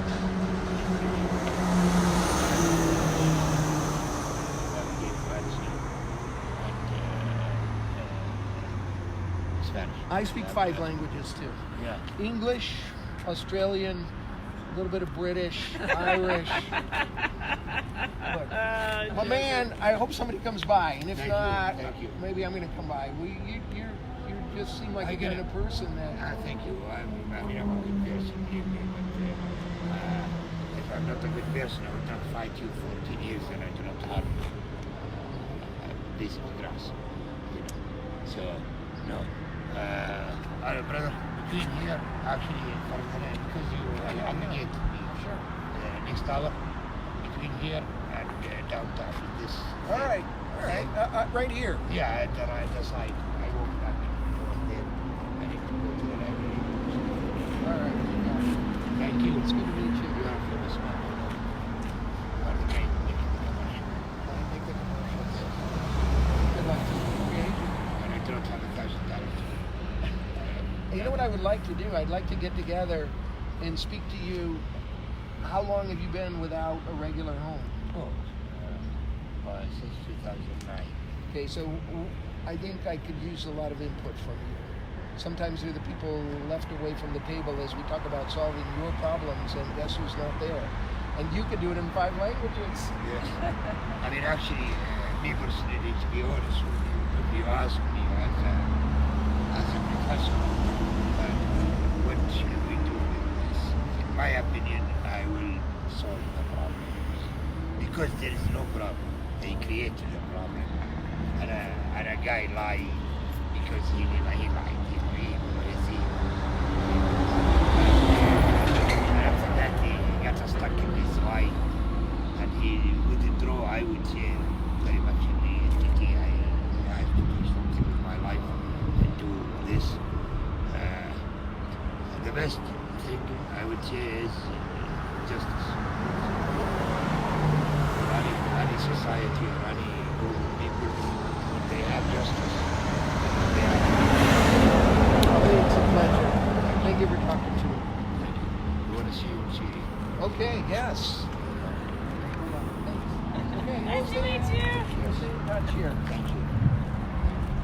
we'll have Sarah get a hold of him because I it's a valuable. I just texted Derek and Mindy. Yeah. Okay. Lots to Okay. learn. Change modes. Well, or tie it in, you know, because people like this, we don't have a lot of places where we're having those kind of conversations that you just had, Jim. You know, so how can we bring people together? I mean, that's a lot of the vision of this place. Of course, you know, we'll talk about the water, but the social kind of problems we have are a lot of times because the connections aren't happening, or the conversations aren't happening, the listening isn't happening. So how can we do that even better? You just did a great job. So this is a masterful, beautiful, historic place over a beautiful, historic place with a party. And now we're thinking, look at this as an embarrassment. Let's tear it down and let's put like stucco something there, right? Wouldn't that be tragic? Now this can't be torn down. It's a historic site. I swear, for you young people listening, I'm not kidding, Crystal, you probably don't remember this, so you might.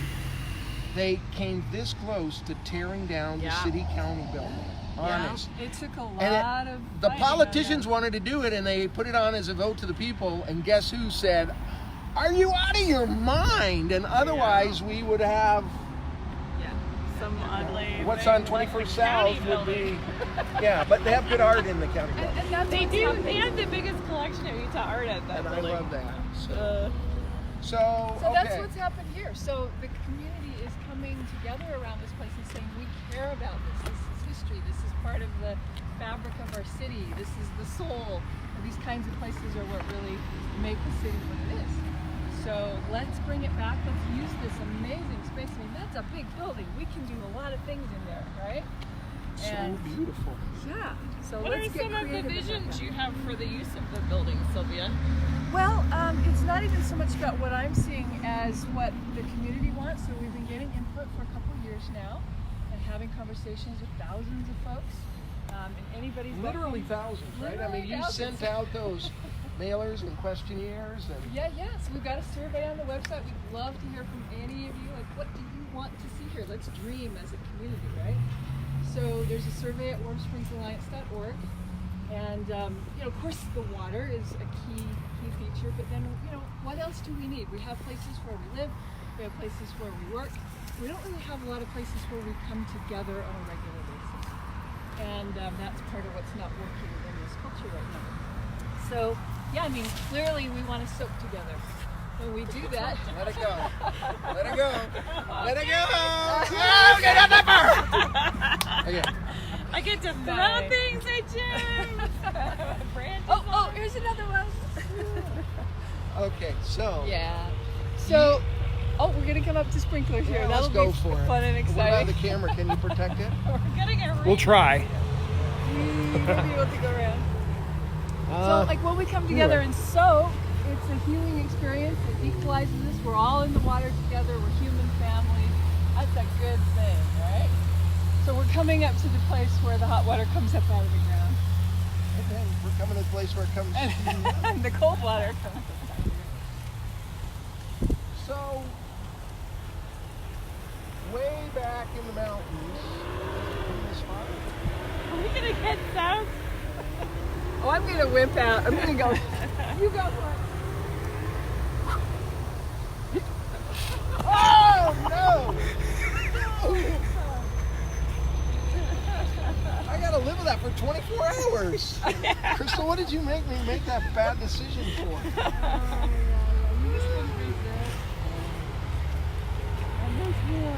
I've actually never seen these sprinklers. Look out! This reminds me of the Nile. You know where they found baby Moses? Yeah. There's all those reeds and you know. It's a wetland. Oh my God. It's amazing. Look at this in the heart of our city.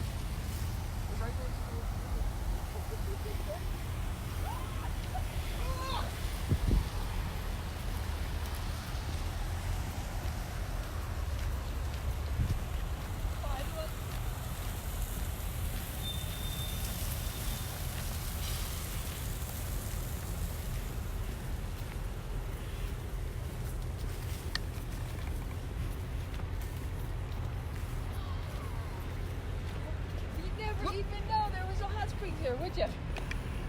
How big this park is! Look how wonderful! Now we got people that are just joining that are saying, where is this?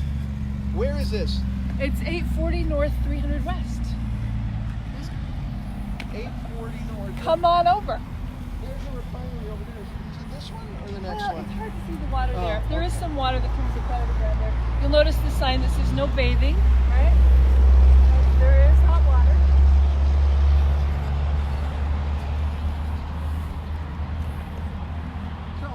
See, this is wet ground here.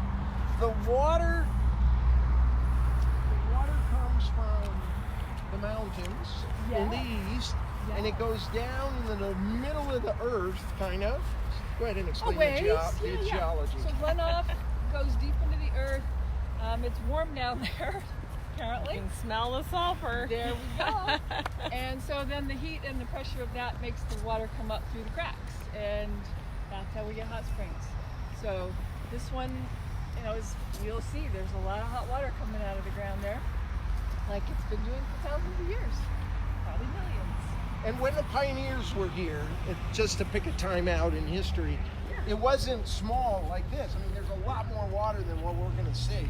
Yeah. So there used to be a whole bunch of places where hot water came up from here north. There used to actually be a hot springs lake that covered this whole part of the valley over here. That's a longer story, but this is what we've got left. This is what we can preserve. Oh, and somebody might not have their clothes on.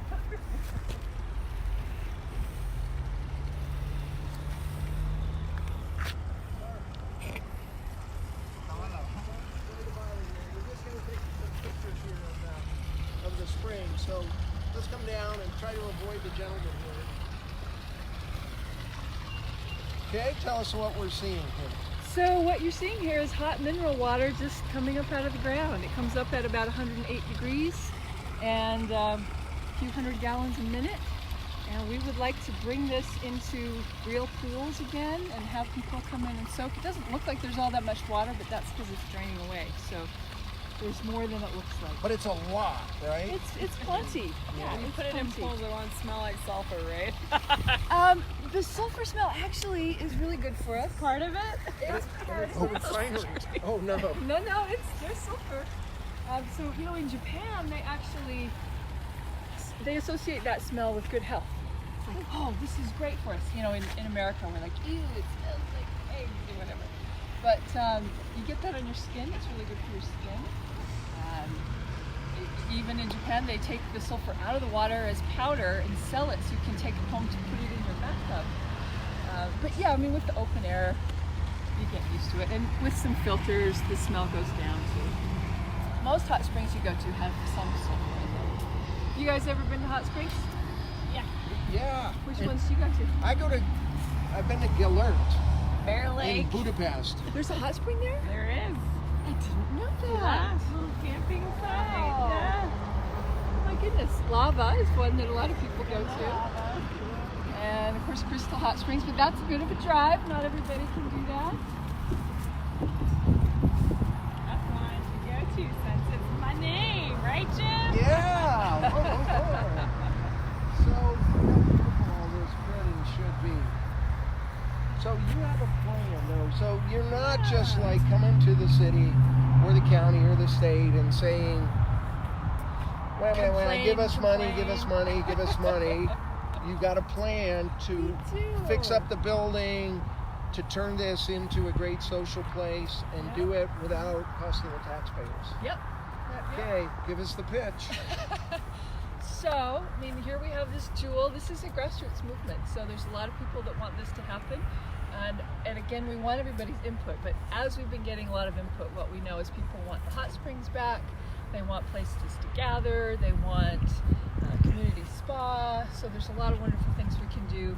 And really, we've got potential partners to come in and do the We're talking experience. $16 million altogether. Yeah, we're actually 20 waiting. million. So the city did a study on the condition of the building and the water. So $45,000. It's 38, but 38. Okay. yeah. So we're anxiously awaiting the results of that study so that we can, learn more about what's really going on here. But the plan we have so far shows that we can, with a combination of public and private money, we can actually bring this back in a way that won't cost the taxpayers. So you're talking about a potential partner who runs these things. It's not like a chain of them, but No. So what we want is people who know what they're doing, right? So experienced operators, so public-private partnerships. We figure out the best ways to do that, and we're working on that, but we want to work with the city on that too. So, we can bring in an experienced hot spring operator. Go this way, it's probably less noisy. Well, I want to talk to some of those truck drivers. Do ya? It might be tough with the noise. I can tell you what they're doing, because I talked to them the other day. They're putting in lines for Verizon. Yeah, no, I mean, this is not the construction. I just am appalled. Look at this. It's like the Bonneville Speedway out here. You know what? What would you do about this, Chip? Mayor DeBacchus, they would learn fast that they better not be speeding around here. And if we got to put bumps in or have 24-hour police officers on duty, this is appalling out here. Yeah, they go pretty fast, don't they? This is a speed trap. They sit out here all day long. Good. It's 45. Well, maybe it should be less. All right. Anyway. Yeah. I'm over. So yes, we want people who know what they're doing. We got a park here full of kids and whatever. We can't be having those trucks speeding through here at 45 miles an hour. Yeah. The freeway starts down there. All right. Yes. We're out of way. Okay.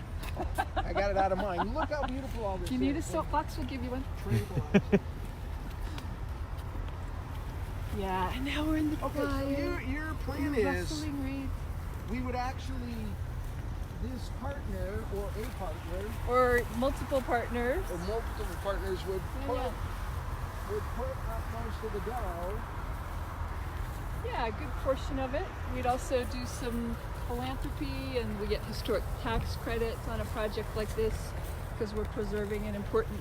We should talk about the historic tax credits because the state's historic tax credits doesn't extend to commercial projects. It's only private homes. So you would get federal historic tax credit money, but not the state. So that's one of the things we're working on at Utah Cultural Alliance. Thank you, Somebody should tell the legislature that they might be able to get historic tax credit for their strip malls they're building in Zions, and they might do it. There we go. I'm just saying. I don't know. You got to talk their language. Yeah. So where are we in this whole process? So the city put up $38,000 to study the building to say, okay, to learn some more. What could we do? How much would it cost to really get this thing fixed up? Right. And yeah, we're hoping that gives the information that's really needed because that building hasn't been really thoroughly examined in a long, long time. So we need to know more in order to come up with it. You're not talking about operating, you're saying it hasn't been examined in a long time. In a long time, yeah. Like, what condition is this historic building in? How are the walls, How much would it take to renovate? How much would it take, exactly. Have you talked with Utah Arts Alliance and Derek Dyer about maybe making this some studio spaces and bringing artists in and things? The question I ask myself every day around this is how much good can we do in how many ways, right? So as a community space, as a multi-use space, what are all the creative ways we can use this? So those are great questions. How much good in the world could we do today? Did you say that? Something like that, but here, how much here? Have I done any good? Have I done? That's how the song goes. As a politician, I never talk about how much good. What's up, Brent? So this is all pretty much 1920s. 1921. Yeah. 1921, the whole building. Yeah. 1920s architecture was really kind of like pre-postmodernism, where it was all about looking at the historic architectures of the past and bringing them into the present. So that's where we get a lot of we have all these Egyptian theaters here in Salt Lake that were built in the 1920s.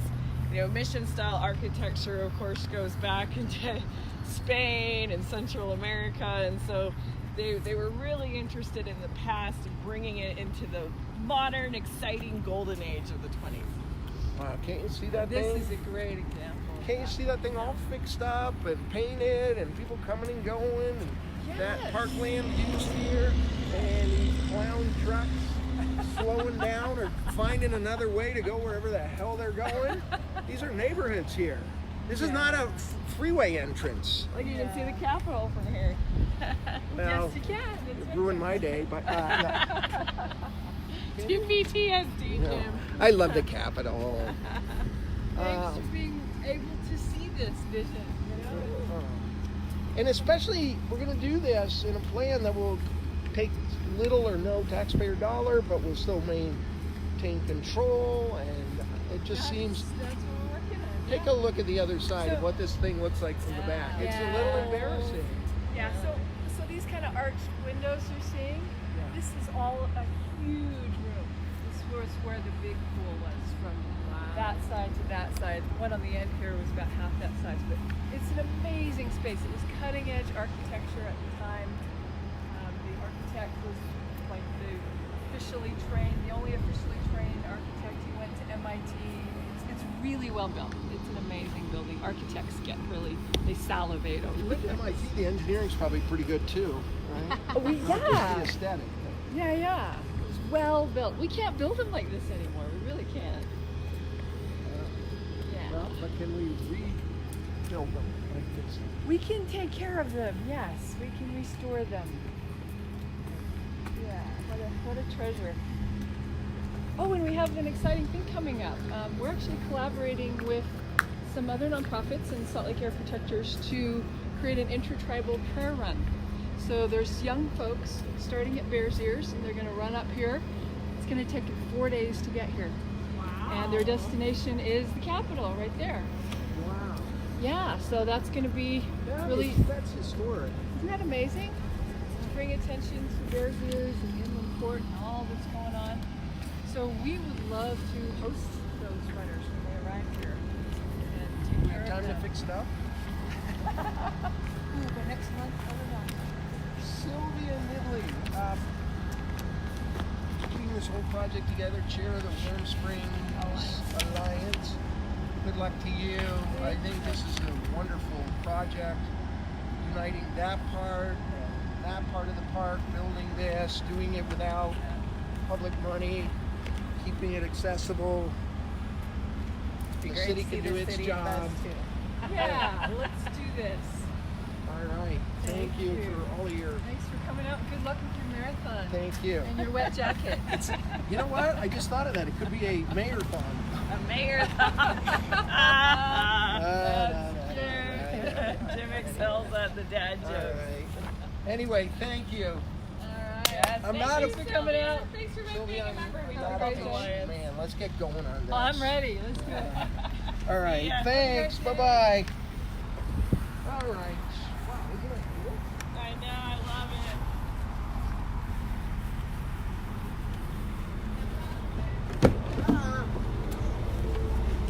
Well, a little breakdown in the system. What happened? Sarah, I can't tell what time it is and what time we're supposed to leave.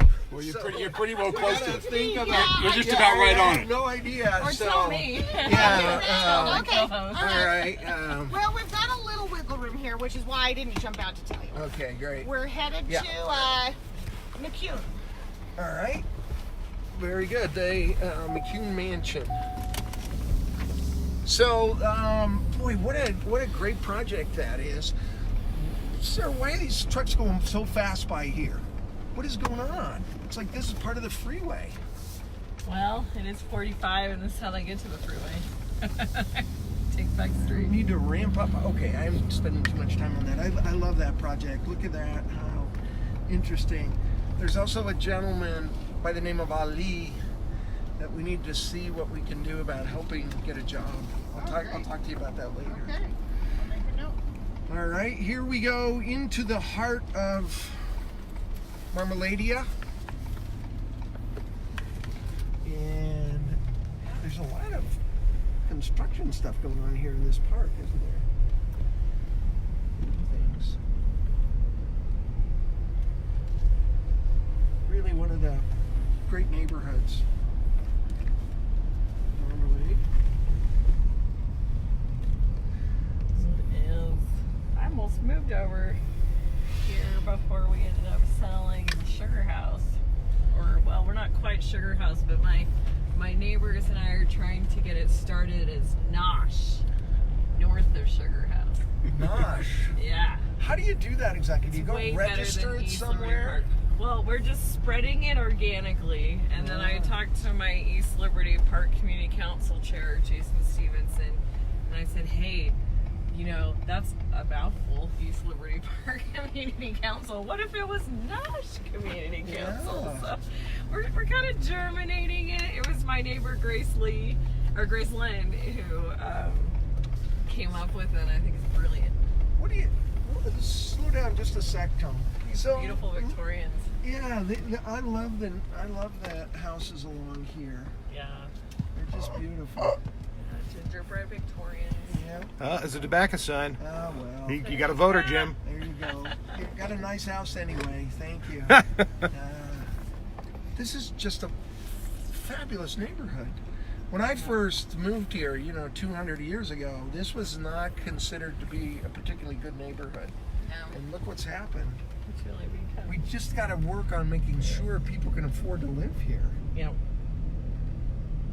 Just no... Yeah, this is a historic neighborhood. Yeah. There's a shot at, look at the work that they're going to try to save water.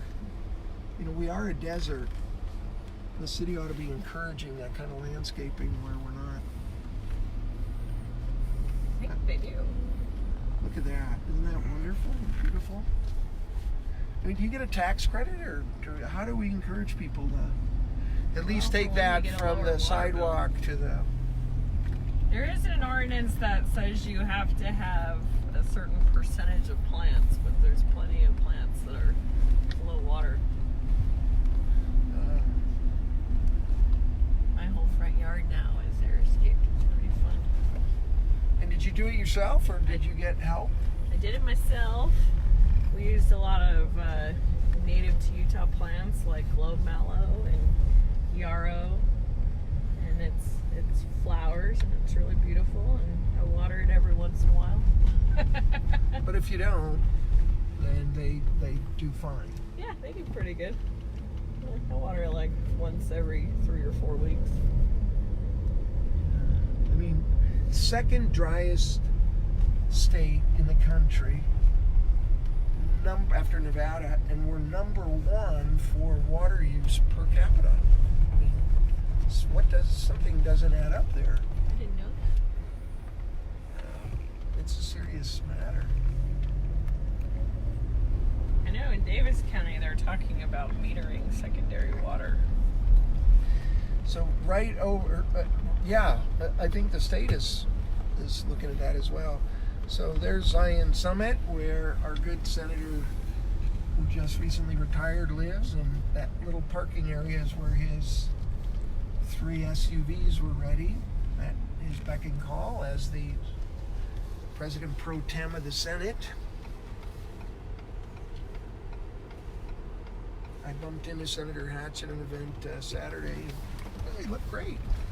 He looked more bouncy than I've seen him in a while. I think being out of office is probably...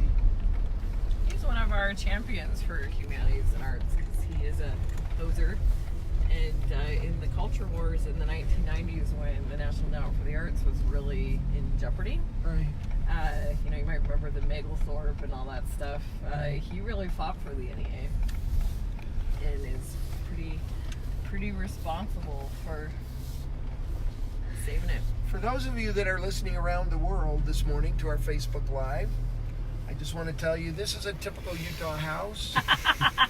They all look like this, right? Yeah, they all have imported tile roofs from Japan. Yeah.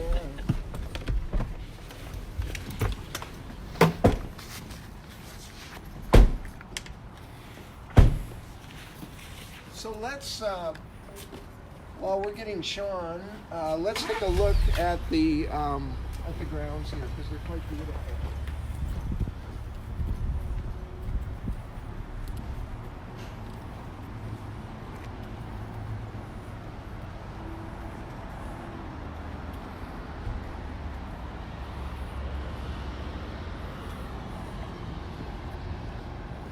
so gorgeous. And these are low water plants too, all here. These variegated irises are native to Utah. I have some plants that are over 100 years old that my great-grandmother planted up in Bear Lake, and I have starts from them in my yard. It's kind of cool to pass along that heritage of living things, right? All right. Let's head into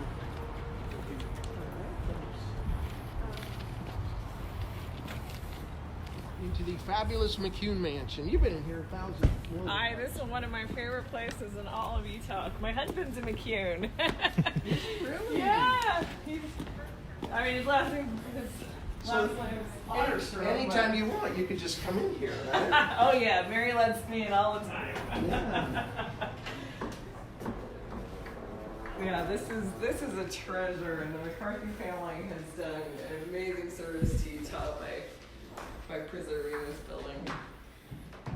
But I don't know what all about it. We can tell you all about it. So this is Alfred McEwen's home. He made his money in railroad and Hey, Shawn, how are you? Shawn Fletcher is a general manager. Is that what you are? Big grand poobah. And he's going to take some time, show us around, tell us about the history of this incredible mansion and how he and McCarthy family took it and breathed big life back into it. Well, somebody needed to do it. Somebody Thankfully, they did, right? Yep, and I try to give my service $23.08, and Phil and Tommy said it's okay, Jim. That's all right. Yeah. You contributed. Yeah, right. Well, go ahead. Take us where you. Well, it'll be a brief, quick one because how long are we on this? Yeah, we got about 15 minutes. 15 minutes. Yeah. Did you get your running shoes? Do that. Yeah. You want a little bit of history real quick? Yeah, history is really important, I think. Yeah, and then we got to see the first shower. Oh, yeah. Okay. So, we'll give a real quick bit of history. This was built by Alfred Elizabeth McEuen. It was given to her carte blanche to do whatever she wanted to do. There was a house on this site. It was Judge Baskin's house. She wanted this site. First thing she wanted to see in the morning was the LDS temple. Last thing she wanted to see when she closed her eyes at night was the temple. We'll look at that when we go upstairs. But she wanted to be up here on the hill to see the temple. So she hired a young promising architect by the name of S.C. Dallas. He came and surveyed the site. They found a house in New York that they liked, and so she sent him to New York to do get some photos and some drawings of that house, and then from there on to Europe for 2 years, fully funded, just to get some ideas for the home. So while he was in Europe, that's the kind of commission you want, right? Lucky architect, everybody says. So anyway, once they sent him to New York, then they started the demolition on the home. And then when he came back, the McEwens met him over there a couple of different times to get some ideas for the home. Picked up the statuary. There was 5 original pieces. This is one of them. There's 2 more in the house. And then they started construction. It started in 1898, finished in 1901. Took them almost 3 years. They say they stopped counting at $500,000. They say they exceeded it by another $500,000 or more. And it was the first $1 million home in Salt Lake City. So as you go through this and look at it or see some of the detail, you'll see that there was. Were they a wealthy family? Oh yes, very much so. And everybody's going to ask, what did he do for a living? He was an entrepreneur, to say the least. He found, ways to make money even at a very young age. Railroad, mining. Started freighting goods at 14 years old, and then he got into railroad, into mining, into timber, cattle, everything.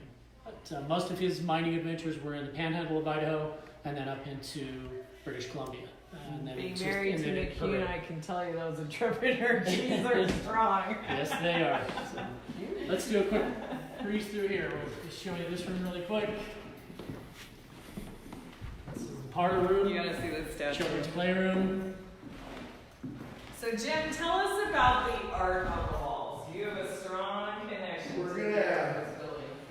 We're gonna keep this story real short, but most of the paintings that you see are they're Russian pieces that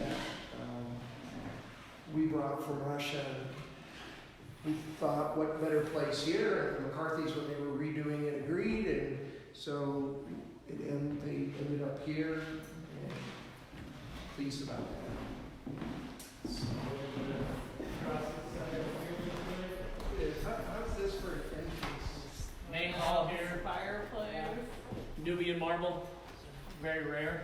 That's from Egypt? That part of Nubia? It's Africa, supposedly. Yeah, Africa, that's it. What happened here? I don't know. Wasn't me. Wasn't us. This mirror is original. Yeah. Can you imagine bringing that? Tell the story. This has a great story. This was commissioned to be made in Germany. It was shipped to San Francisco. Once it got to San Francisco, Alfred got a telegram that said, Alfred McEuen, stop. Your mirror has arrived. Stop. We're going to have to cut your mirror in half. Stop. We do not have a railroad car large enough to hold your mirror. Alfred sent back a telegram that said, stop. I will take care of it. He at the time had purchased a light rail system here in Salt Lake City, so he was turning it from an oxen-pulled light rail to a power system. He bought the power company and the light rail system, so he was putting new rails in. So he sent two of his architects or his builders to create a railroad car large enough for the mayor. And once they did that, while they were building the railroad car, he had the tracks brought right up to the corner of the house here, so that the mayor didn't have to come bouncing up the road on horseback. So he built a railroad and over the mirror. Yeah, well, I mean, it was probably not a stretch. I mean, at that time, the railroad was probably coming all the way up through the temple, through Main Street, so he just extended it up one block. Probably wasn't too much.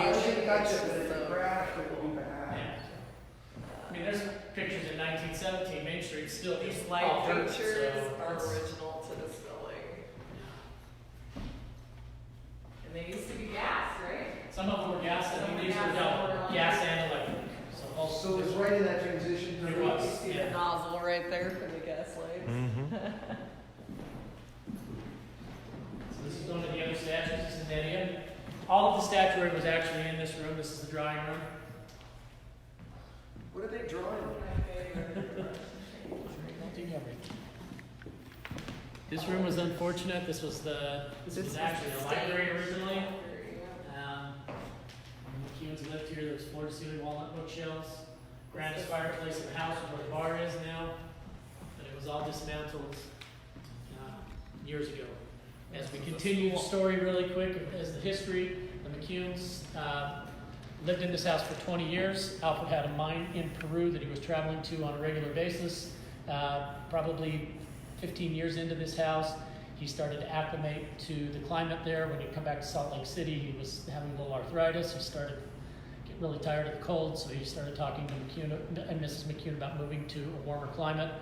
They were going to move to Florida, but they chose to move to Southern California. He bought a full city block on Wilshire Boulevard, and they moved to Southern California. He built himself a house and then sectioned off the rest and sold it. But what do you do with a house that you've spent $1 million on? And it was kind of her whole life.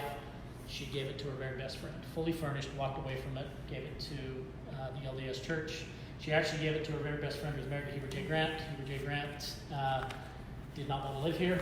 He thought it was a little too ostentatious for the president of the church to live in this much opulence, so they turned it into the McEuen School of Music and Art, stayed that way for 25 years, and then BYU took it as continuing education for 25 years.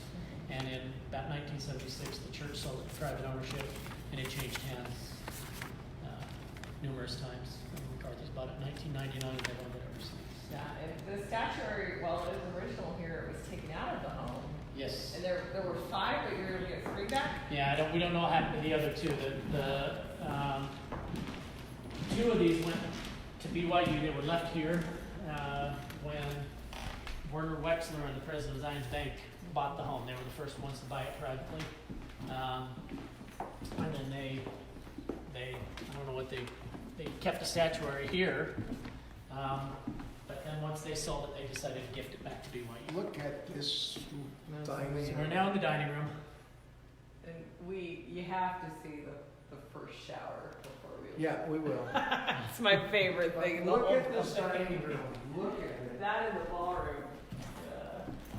And this is the casual dining room. This was their everyday dining room. Yeah, this is where they would have their family dinners, but they have would have had a more formal dining room up on the 3rd floor. Wow, this is just terrific. And a little breakfast, yeah. Little breakfast. And then, Shawn, there's a little historic thing over here. Isn't there? The roses are all 100 years old, right? No, some of those are. Some of them may be pretty old, but I don't know. Jim is pointing out at one point in time there was a bullet hole in the wall over here. And you see they a say little that trace. at some point in time Alfred was in here having breakfast in the breakfast nook, and somebody took a shot at him. We don't know who it was, or what the details were. Could have been a political thing, could have been a angry husband, could have been Mrs. McEuen, who knows, maybe. We don't know. You don't know. And this is used now, right? People can come and rent this? Yeah, we use this for everything from business meetings, corporate dinners, to weddings. Tonight, actually, we're doing a dinner for UVU, who is hosting a small event for the Charles Dickens symposium that's in town right now. So there's going to be a group of about 75 people coming up for dinner tonight. Is Charles Dickens coming himself? Yeah, I believe he may appear. These are Alfred and Elizabeth McEuen. Yeah, Mrs. And painted from life, I assume. That's how they look. Her house. Yes, indeed. Now we're heading up the stairway. This is the main stairway. You're up to the main floor. And notice the balcony over there for the band. The music chamber. Yeah. You had a little musician's chamber over there. They could put a little quartet. This painting here, I'm not going to go sort about the art. But this artist named Rylov is one of the great Russian artists of the time, and he is in the Tretyakov and in the Russian Museum. It's just a little gem there. Right. So we're going to Mrs. McEwen's bedroom here. Apparently Jim's being humble, but all of this art comes from Jim. His collection. Apparently they didn't have the same bedroom. No, they did not. Alfred and Elizabeth did not share the same bedroom. They did share this bathroom that we're going to go through in 1 minute. As I said, this is the room the entire house was fashioned after, being that she had her bed right here. She could look right at that window right there. And as I said, the first thing she wanted to see in the morning was a temple. Last thing she wanted to see when she closed her eyes at night was a temple. And that's what she would have seen. There it is.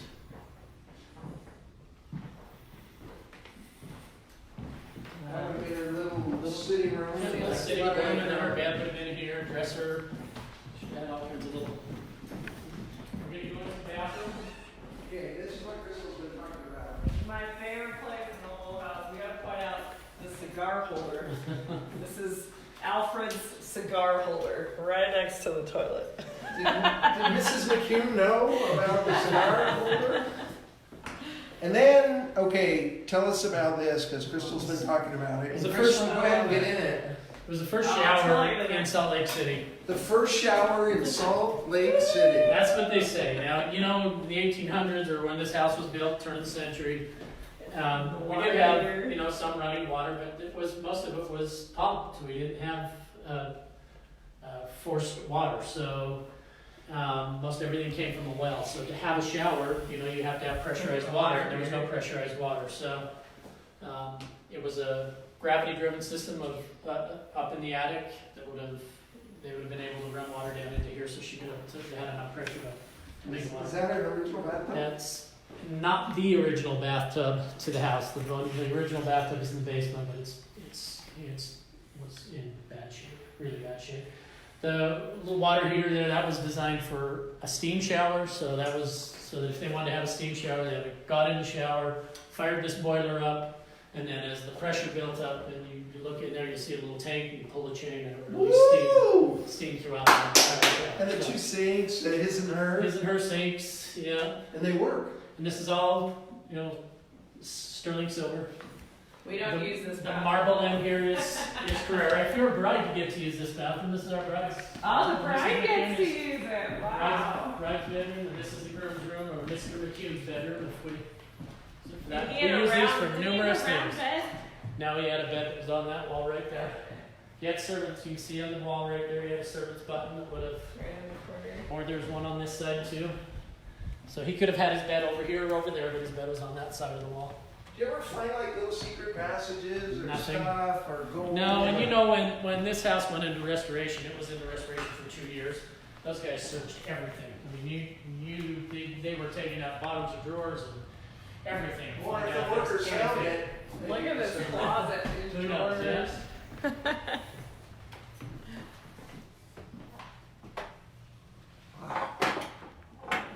Wait a minute, let's open one of these doors. Wait a second, we would have. No, he's not a senator.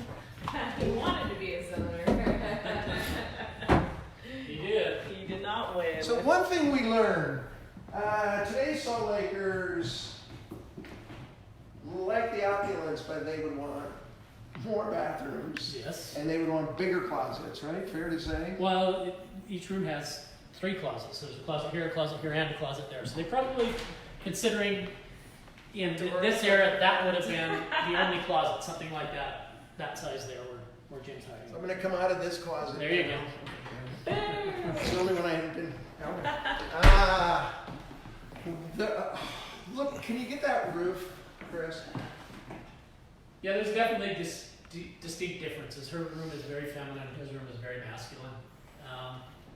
They say that he had gold and green llama leather that was tacked to the walls, supposedly a 14-karat gold tax at some point in time. Sounds horrendous. Yeah. A little opulent, right? Okay, speaking of opulent, we're going now To the 3rd floor. Third floor.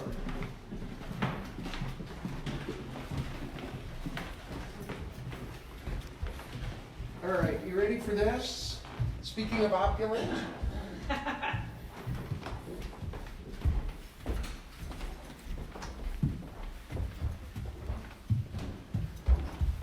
That's sort of been the dummy waiter dummy? Yep, that would have been a dumb waiter right there. Dumb waiter. So we don't use that now. We don't. Now, when we put the elevator in, we didn't have, we needed some of that space. And then also, we use it to hold our sound system because it was a straight shot from top to bottom. So we were able to use that. So this is what room? This is just one, this is the first ballroom. You know, this would have been called the ballroom. There's actually 2 ballrooms.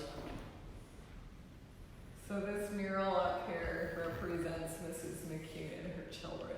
Yeah. Well, each chair is to represent one of Mrs. McEwen's children. I don't know that the angel is to represent Mrs. McEuen, but Of course.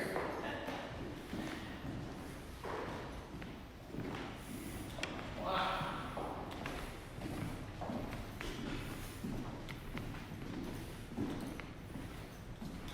Our city is just full of these treasures. Not all of them like this, but we have so many beautiful places. Well, the McEuen is unique though and beautiful. So take a look at it. Is there a name for this room? this was the main dining room. I mean, their formal dining room. Yeah, if they were entertaining, there would have been a table in here that would have sat 30 people. We use this for numerous things now. Tonight, as I said, they're going to be a reading from Charles Dickens. So the guests are going to come up here and have a little. All right, I want to tell a story here.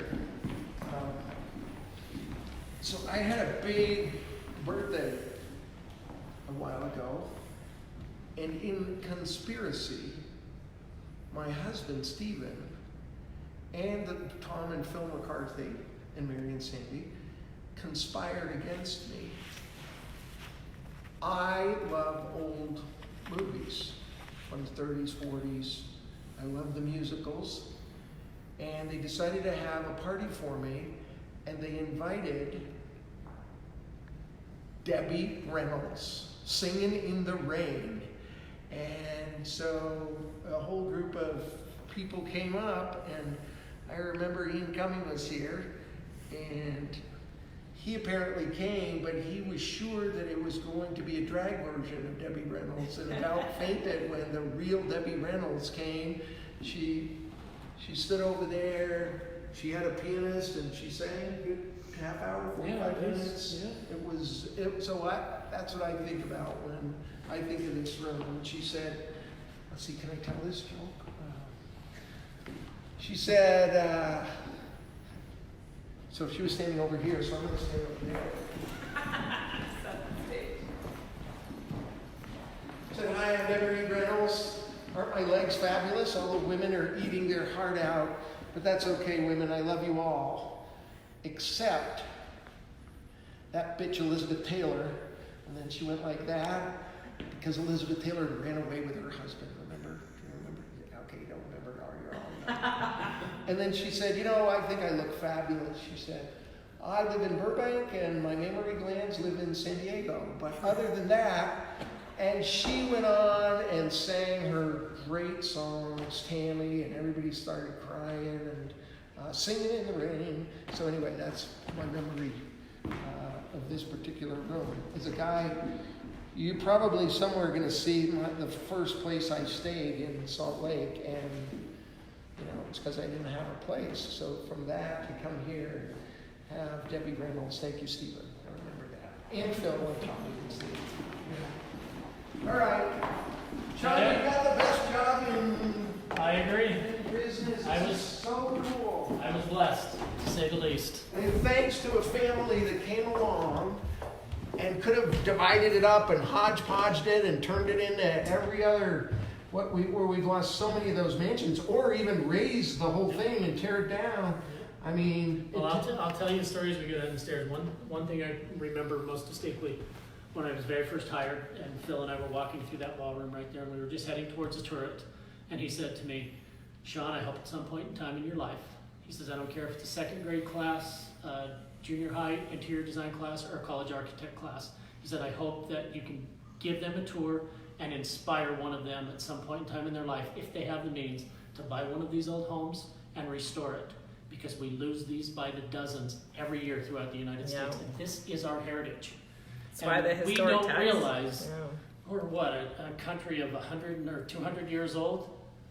This is nothing compared to Europe. I mean, there are places that are hundreds, thousands of years old, and we tear this stuff down right and left like it doesn't matter, and it really does. And we are lucky to have a family that does this and takes care of it. Anything about the tiles? The roof tiles are see those tiles? The house. They original. They were made in the Netherlands. Alfred knew things would get broken when they got shipped, so he had 2 sets shipped here when he had them. Each one is unique. So there's probably 150 different styles of tile, and probably 150,000 tiles on the roof. So try to figure out that jigsaw puzzle. It would have not been fun. And do you have like a storage of them that are left over? We do have quite a few in the basements. There's quite a few of those left. When the McCarthys bought this, there was some in the basement and the ones that were on the roof. And once they went through everything, they were able to use about a third of them in the basement, a third of them that were on the roof, and then they had to have a third of them made. And they were actually able to go right back to this original company, Ludovici, who made these, and they were made in the Netherlands. But Ludovici actually has a plant here in the United States, and they were able to get a hold of them. They got a hold of the plant in the Netherlands, and they actually had the original drawings of the building and the castings, so they were able to get the same tiles here. No asbestos, no lead in the, but it's still. You didn't go to Home Depot. Do we have time for the story of the window? Yeah, we got to do this window. All right. So this is a crazy story. When I very first started here, I was the finest piece of art glass in Salt Lake City was in the McEuen mansion. But when I started working here, it was a double hung window here. Mr. McCarthy, Phil, was on vacation. He came home after traveling, and in his mail slot there was a round little magazine. And when he pulled it out, it had a little sticky note in there that said, I thought you might be interested in this. So he leafed through to this page, and it said on there, vintage art glass, circa 1900, McEuen Mansion, Salt Lake City. The magazine happened to be a Bonhams of Butterfield catalog from Los Angeles. This piece of art glass was going up for sale.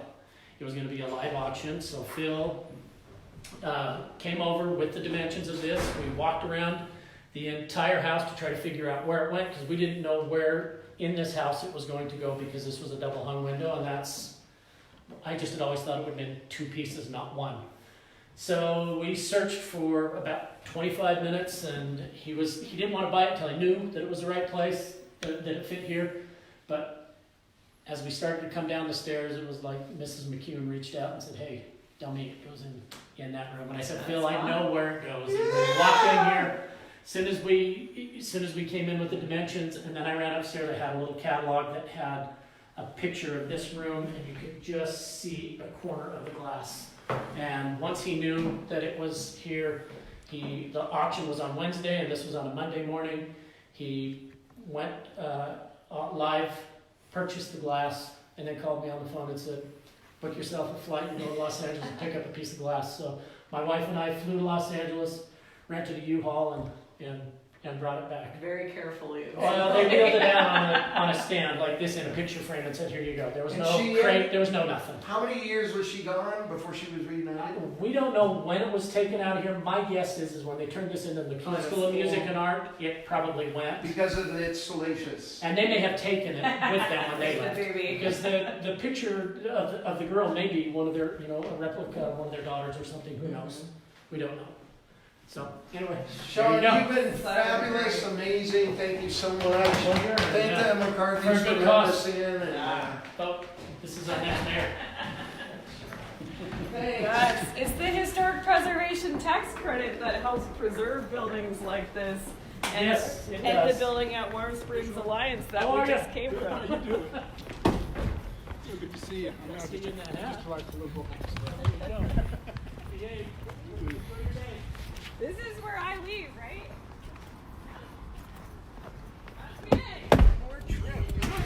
Okay, now let's interview Chris. Chris, how long you been holding that stick? Since 8 o'clock this morning, man. You gotta take a little break. Let's see. How does it? Here, let's do. What do you do? I mean, this is back on me now. Hi, everybody. See on selfie mode. There you go. Look, I just hit a button. I hope something is happening. Sarah, I can't see everybody to interact. Yes. Is there a way I can? I've been trying to get the iPad to work and it's not, so that's the problem. Okay, so can you get a phone that I can read them on? Let me try and find that. Just any phone that is carrying it, I can read them. Just by way of interest, this house up here is called the Inn on the Capitol, and it was in very sad shape, and the McCarthy's restored that too, and it's a bed and breakfast. Here you are.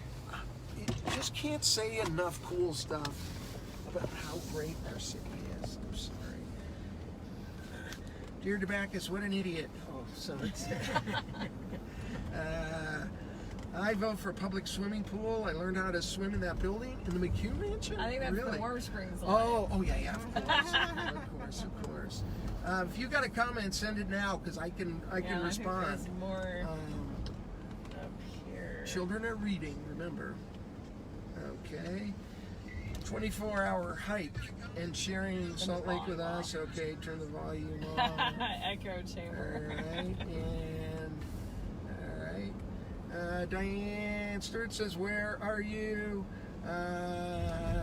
They say thank you from Joanne Thomas, and we're hearing stuff. So send me a live thing right now, and I can read it. We'll send it to him. Okay, where are we headed, Sarah? We're headed to 15th and 15th. Tulie is expecting us. They know we're coming, and we're just going to sit and have a final conversation with Crystal before we change out our co-hosts. I get abandoned. Yeah. Are you going to take one of those bikes? How are you getting home from? I guess we have. I'll take a lift. Well, so interesting so far. We've gone from it's been restored and it's part of the fabric of our community now to totally disrepair. Yeah, what are we going to do with that? And you know, it's really hard. Here's the Hope Lodge, which, by the way, if you haven't been in, it's such an amazing thing. This used to be a historic church, actually. Not really. But it was a place. It is a place now when people come to the Utah hospitals, especially the Universal Medical Hospital, and they don't have a place to stay. You know, your kid has cancer and you got to stay in Salt Lake City for 6 months or 3 months or a week even. It's too big a burden. People can't afford to stay in a hotel, insurance company, so they stay there. So Hope Lodge, it's a wonderful place. So that's like Ronald McDonald House. Yep, same. We had to stay there when our last was born, Lucy, because we were in St. George and we had nowhere to stay up here. So we were super grateful for things like that. The Ronald McDonald House? Ronald McDonald House, it saved us. Imagine. It's so... I went to the Ronald McDonald House, and I'll tell you... Here's another historic building in disrepair right here. This used to be a really great funeral parlor, actually. Are they fixing it now? I don't know what's going on with It's going to be, it came in front of Planning Commission. It's going to be housing. So they're keeping that, and then they're building additional housing in the back. Here's my old church right there. It's your old ward, huh? My old ward. So what... This is an assisted living center. Yeah.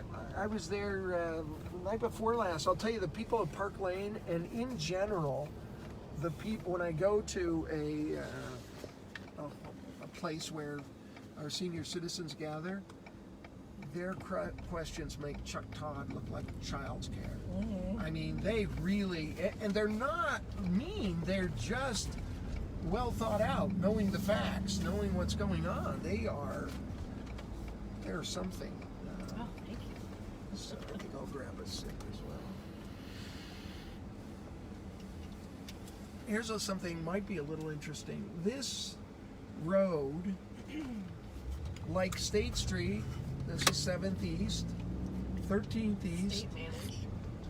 The state actually owns them and manages them. So when there's big potholes and people are complaining, hey, blah, blah, blah, blah, blah, at least when they're on those roads, we can say, hey, you know, we have no say about that. That's a state issue. And of course, the city has to work really closely because our streets cross their streets. Do you want to hear the civic highlight of my life story? Yeah. It's about state roads. I live just off of 13th South and 10th East, and the light at 13th South and 7th East was broken. You'd sit through 3, 4, sometimes 5 cycles before you'd get a left turning signal. And I'm like, there's got to be something wrong with this. So I call a friend at the city, because I didn't know it was state road. I didn't know there was a difference between state road and city road. So I called a friend in the city who said, here's the number for transportation. So I called the guy in transportation, and he's like, oh, that's a state road, but I'll tell you exactly who to call at the state. It's this number. So I call a person on the phone at the state, and they say, oh, that sounds like it's broken. We'll get someone out there immediately. Someone was out there the next day, and they fix it. And I said, you know, it'd be really great if it could be a blinking yellow light instead of just waiting for the turn signal, because there's actually not a lot of people who are heading north on 7th East there. And they said, hey, we'll take that into consideration. They totally did it. And it just took a couple of phone calls. And so everyone who's like so afraid of getting involved in government, it's really so easy because government's here to help us. And so when I die, I want that on my tombstone. You got that I blinker fixed fixed. that damn light on 7th East. You know, Carlos Bergera, who's the head of the Department of Transportation for the state, he is a gem. Yeah, everybody was so nice. Yep. Yeah. Yep, they don't treat you like, you know, like you're an irritant. They treat you like you're... They're civil servants. Yeah. They're there to serve. They really are, you know. And it's helpful that DOT gets a lot of money. But gas tax goes to something.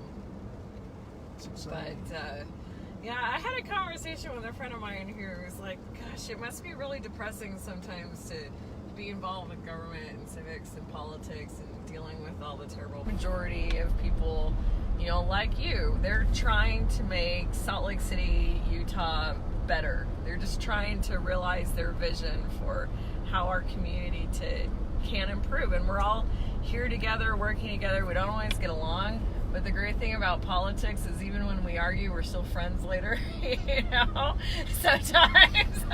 That's certainly not in Washington. Not in Washington. The federal government definitely needs to figure it out, but here in Utah, it really is people who are public and civil servants trying to make Utah sound like better. You know, it's interesting because I hear legislators, usually led by Republicans, saying, we all get along here, you know, and it's not like Washington. We all get along here. And I keep thinking, well, we all get along because we always do it your way. That does You help. know what I mean? If we ever had like 51% Sometimes of the we votes. need to argue, you know? Sometimes we need to be loud. If we ever got 51% of the votes, it would be interesting to see if they were all, oh, look how we all get along. Because really, in a lot of times, they consider a grand compromise when the extremists in the Republican Party compromise with normal Republicans, and they say, yeah, we got to compromise, you know. So I agree, it's not the same toxicity that we have in Washington, but that really can't be tested until we find out one day where there's something really at stake. Because when the Republicans are going to win every vote every time, it's not much of a go along. The broader question is, will they really get along or not? So, yeah. Well, and I love you, Republicans. an important part of politics is sometimes we don't get along, and sometimes we yell and fight about it. The process is messy for a reason. It should be hard to do these things, you know? Yeah, I agree with that. Yeah, I mean, you've led some of the great progress and compromises in recent history. Well, I try, and I'll tell you, Governor Levitt, we went to see Governor Levitt, Sarah and I. Sarah's behind there, she's the boss. She's actually the architect and the brains behind the campaign. So when we went to see him, he said something about that. He said, you know, the mayor of Salt Lake is a tough job because you have 203,000 people, most of whom are pretty blue. I mean, Salt Lake is as blue as any city in America. But you're surrounded by very red suburbs and very, very, very, very red rural areas. And so your job is to represent those people, that is, those blue people. But also, if you're going to get anything done, you got to also be able to get along with the red legislators. And so we're not totally screwed. It's easy to just go along with whatever the Republicans say and be a get along, go along, but then your people feel betrayed because no one is actually ever giving their point of view, where they're saying Medicaid needs to be expanded. This is crazy. There's a temptation to just keep your mouth shut, not annoy anybody, but that's not an option for me because you still have people and their voice needs to be represented. So Levitt was right. Yeah. I wonder if Mike's thinking of running for governor again. I don't think so. No? Huntsman is apparently in Russia. Maybe we should try to call him. Russia does things to elections, I've heard. Hey, he might really have an easy election. Or it could go the other way. Maybe they don't like him and he can't win no matter what. Where did you first get into politics? Do you care about politics other than, I know the answer to this, but the arts? It's true. I do. That's how we met. I started in politics as an activist, actually, protesting, screaming, yelling. Led a lot of the anti-war protests here with Rocky and David Irvine back in the day, and that's how my husband and I first got involved in politics, and we moved here to Salt Lake.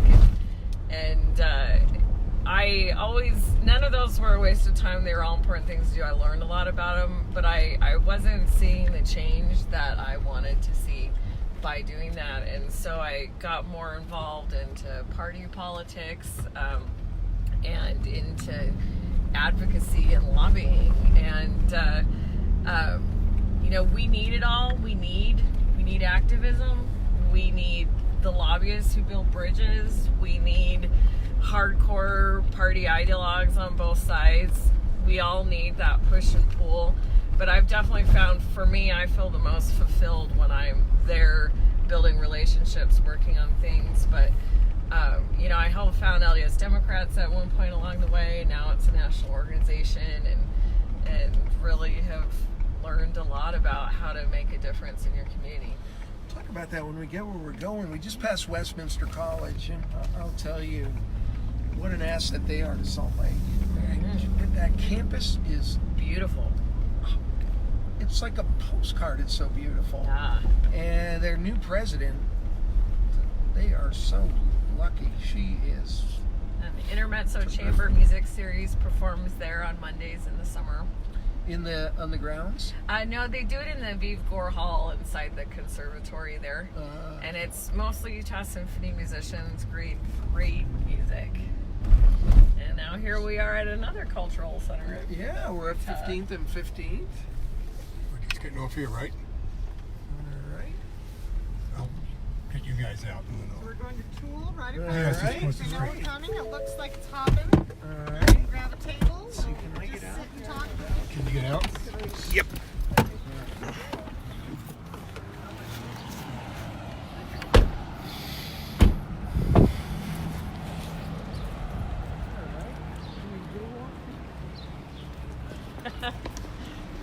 Mayor candidate jaywalking. What are they going to say, Jim? Locked him up. Lock him up.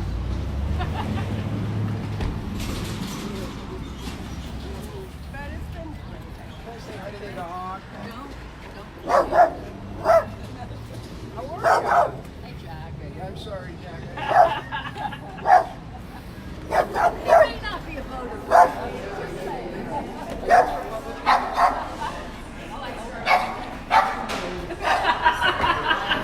Shawn, Well, your little doggy baby. I don't think it's.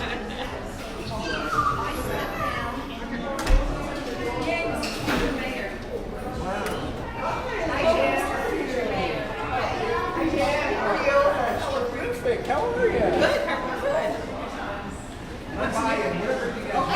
No, actually, you sat with our friend Simonian the other evening at that beautiful wedding. Wasn't that the Well, yes, said it was phenomenal. Yeah, the owner of Town Square. But I know you from wine stuff. Yes. Yeah. And Eva says, I got The what? The leader luncheon? Yes. Yeah. I'm getting a Yeah. Oh, great. Well, from the new. Yeah. But she said you were working on Dreamscapes. Yeah, there was another HRC was having their dinner next door. Yeah. One more?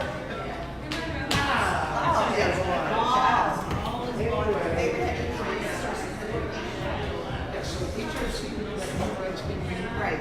so the hosts, they had their big dinner there in the grand ballroom, and then the wedding was in the next grand ballroom. So I was going here, and then back to the wedding, and back to, because they were at the same time. And Did you get to dance? I got, it's an ugly thing. It's not a good Was it Armenian? Iranian. Oh, Iranian. Yes. They were doing the hand deal. They were doing And they had the Frank Sinatra of Iran was there, so it was Yes. really good. Yeah. A singer they imported. Yeah, it was good. So don't you hate people that just sit down and start clapping? Oh, thank you.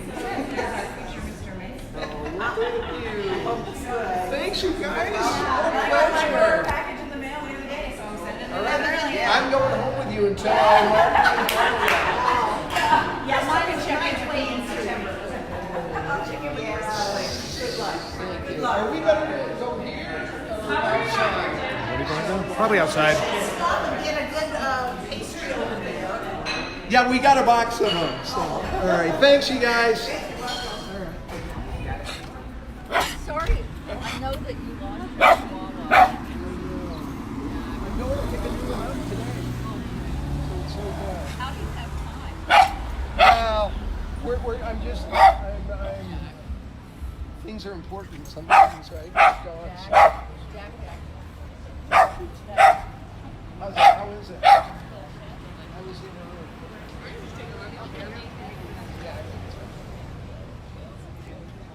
Of course, I'm lying, but.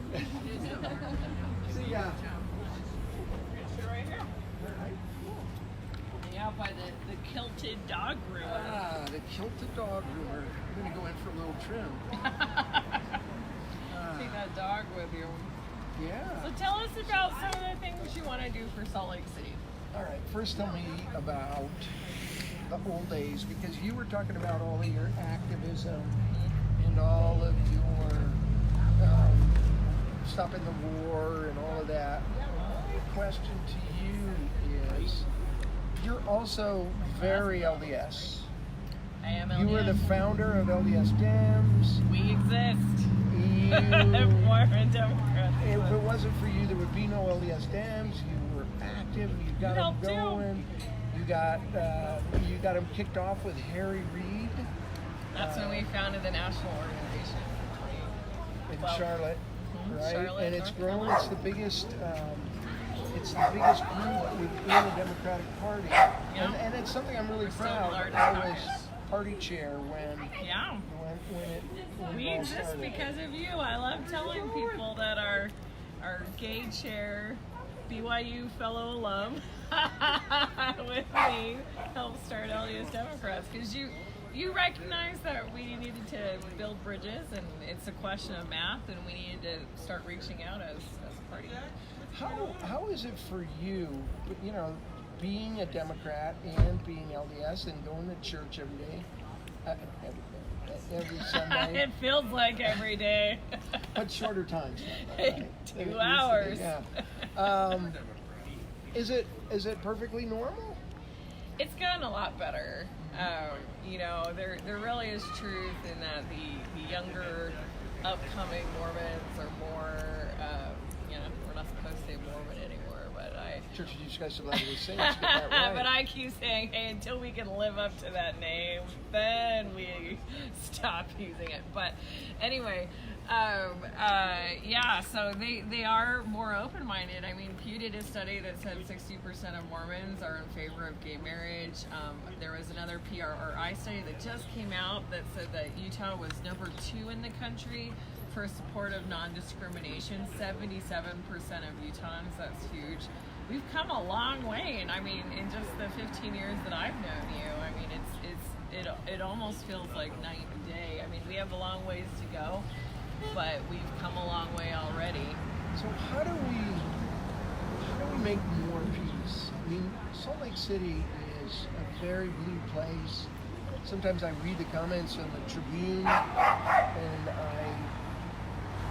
you know, it scares me a little bit when they're directed toward the Church of Jesus Christ of Latter-day Saints. So how do we work together? This is the world headquarters for a major religion. How do we make better friends between the community and the Church of Jesus Christ of Latter-day Saints? What are some things we can both do? You're a great example of that. I mean, you've really worked hard to build real lasting friendships there, and the result is the non-discrimination bill that we have. But, you know, I'm from Texas, from the Bible Belt, and it was not easy being a Mormon kid in Texas. We got called baby killers all the time because Mormons have more liberal positions on abortion than a lot of conservative Christianity. We got called cultists, all sorts of things. But I will say that I have never felt as much anti-Mormon sentiment, have not heard as offensive things as things that I have heard here in Salt Lake, in the Democratic Party and in the left. And I get where it comes from. It's, you know, it comes from people who feel, who have been really terribly treated by Mormons and by the Mormon Church, and it comes from a real place, and I understand it, and I apologize on behalf of all Mormons everywhere for all the terrible things that we've done. But if we don't learn to talk to each other and accept differences, we don't get things done. And you have these breakdowns between the rest of the state and Salt Lake City. Salt Lake City gets hurt in the process. it's time to learn that there's things that we agree on that we can work on, and then the things we don't agree on, then we respectfully disagree and talk about where we can come together. I mean, I don't think it's the job of the mayor to have positions on doctrinal issues for any religion. Right, church and state's important separation. It's just not. But when I look at the influence and wealth of the LDS Church, you know, Michael Quinn's book, $40 trillion. Yeah, I mean, what I would love to see is a entry into the city on North Temple as we clean that up and make it beautiful, to work together for investments, long-term housing. One of the things about the Church of Jesus Christ of Latter-day Saints is, look, it's not short-term investment. When you look at that blighted area that used to be where City Creek Mall is, and when you look at when the commitment to build that was. So there's a $2.5 billion mall that is decided on. Then the greatest crash in economic history, at least since the 20s, occurs. And every other big major mall construction project in the country dries up immediately. And yet, in 2008 and 9 and 10, as that was being built, thousands of construction workers of every faith continue to go to work. They had jobs through the worst of the worst. It was a wonderful move for our community, and I don't think that we gave the credit. So, and getting back to State Street and that, building a beautiful corridor there and along North Temple, I would say, come. This is your city. Invest. Help us. And I had a church official say to me, we have a lot more success and a lot more cooperation in Philadelphia and in Atlanta and in other places than we have here in Salt Lake. That has to stop. So I see that, and then on the other hand, I would like to be able to say, dear church, look, Salt Lake City is not Box Elder County, and we're building high rises now in this 250-foot between liquor licenses or by a church or by various things. They don't make sense in our city. We need more flexibility on our zoning issues, and I think working together, I think we can do great things. For too long, the city has just ignored this relationship at best. I'm committed, if I'm elected mayor, to do things together. Yeah, I mean, they have done great things. City Creek is great. You know, new office towers, 111, and then the new one by Hartman's are great investments. But as a member of the Church of Jesus Christ of Latter-day, I'd love to see that same amount of investment in home. I mean, they do invest in homeless issues. They do a lot of humanitarian aid around the world. But what if it was at the same monetary level as they're building on those buildings? That's what I would love to see. They're doing a lot. Yeah. They're doing a lot. If you can get out there to the always do more, international, right? Crystal, thank you so much, Jim. thank you for It's been being fun. part of what we're doing here. Our Mayor-a-Thon. And we even matched today. Look at that. Yeah, I got it. And I'm finally a little bit dry from the little drenching The sprinklers. I took over at Road Just like my kids. All right. For people just joining us, let's briefly go over where we've been. Yeah. So we started at Love Letters at the Gateway and Dreamscapes at the Gateway, 2 immersive art exhibits over at Gateway. And then we popped off to Radio from Hell. And then we went to Warm Springs Alliance and checked out the old children's museums and the hot spring there. We met a gentleman from Syria, from Damascus, who's been homeless since 2009, 10 years. And then we came to the beautiful McEuen mansion. So we saw that spectrum of historic property nobody's taken care of to historic property people are taken care of, and now here to Tulie Bakery to have a little snack. Or Tulle? Is it Tulle or Tulie? I think it's Tulle. Tulle. Or Tooele. Tulle. They probably wouldn't like that. Chrissy, you're terrific. Thank you All for right, all of thanks, your works Jim. for the arts. You're the best. And give those kids a big hug for me. I will. They love their All grandpa right, Jim. we'll see you later. All right. The See you later. amazing Crystal Otterstrom-Young. All right, we're going to get back in and go somewhere and do something. Jim. Oh, hi.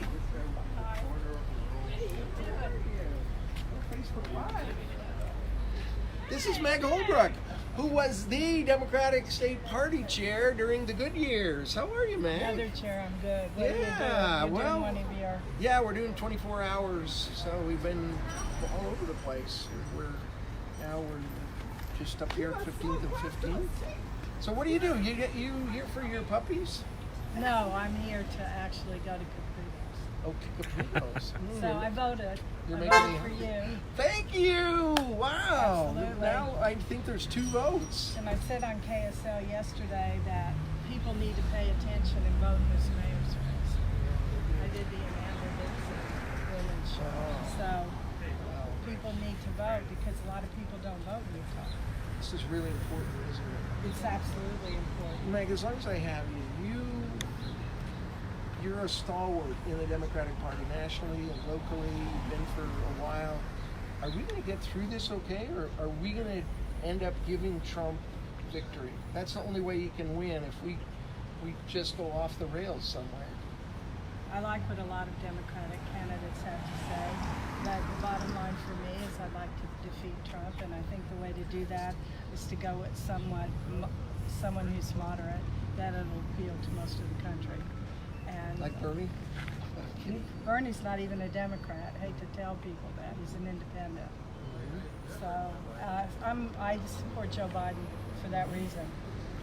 And do you think, I suppose you would support whoever the nominee will be? It depends, actually. I think if we go too far left, we're asking for a McEuen type of race. 1972, I remember that. I'd say there's 5 or 6 that I could really support, and I just am begging everybody to just, whoever a nominee is, roll with it. Because can you imagine 4 more years of this? No, it's very concerning.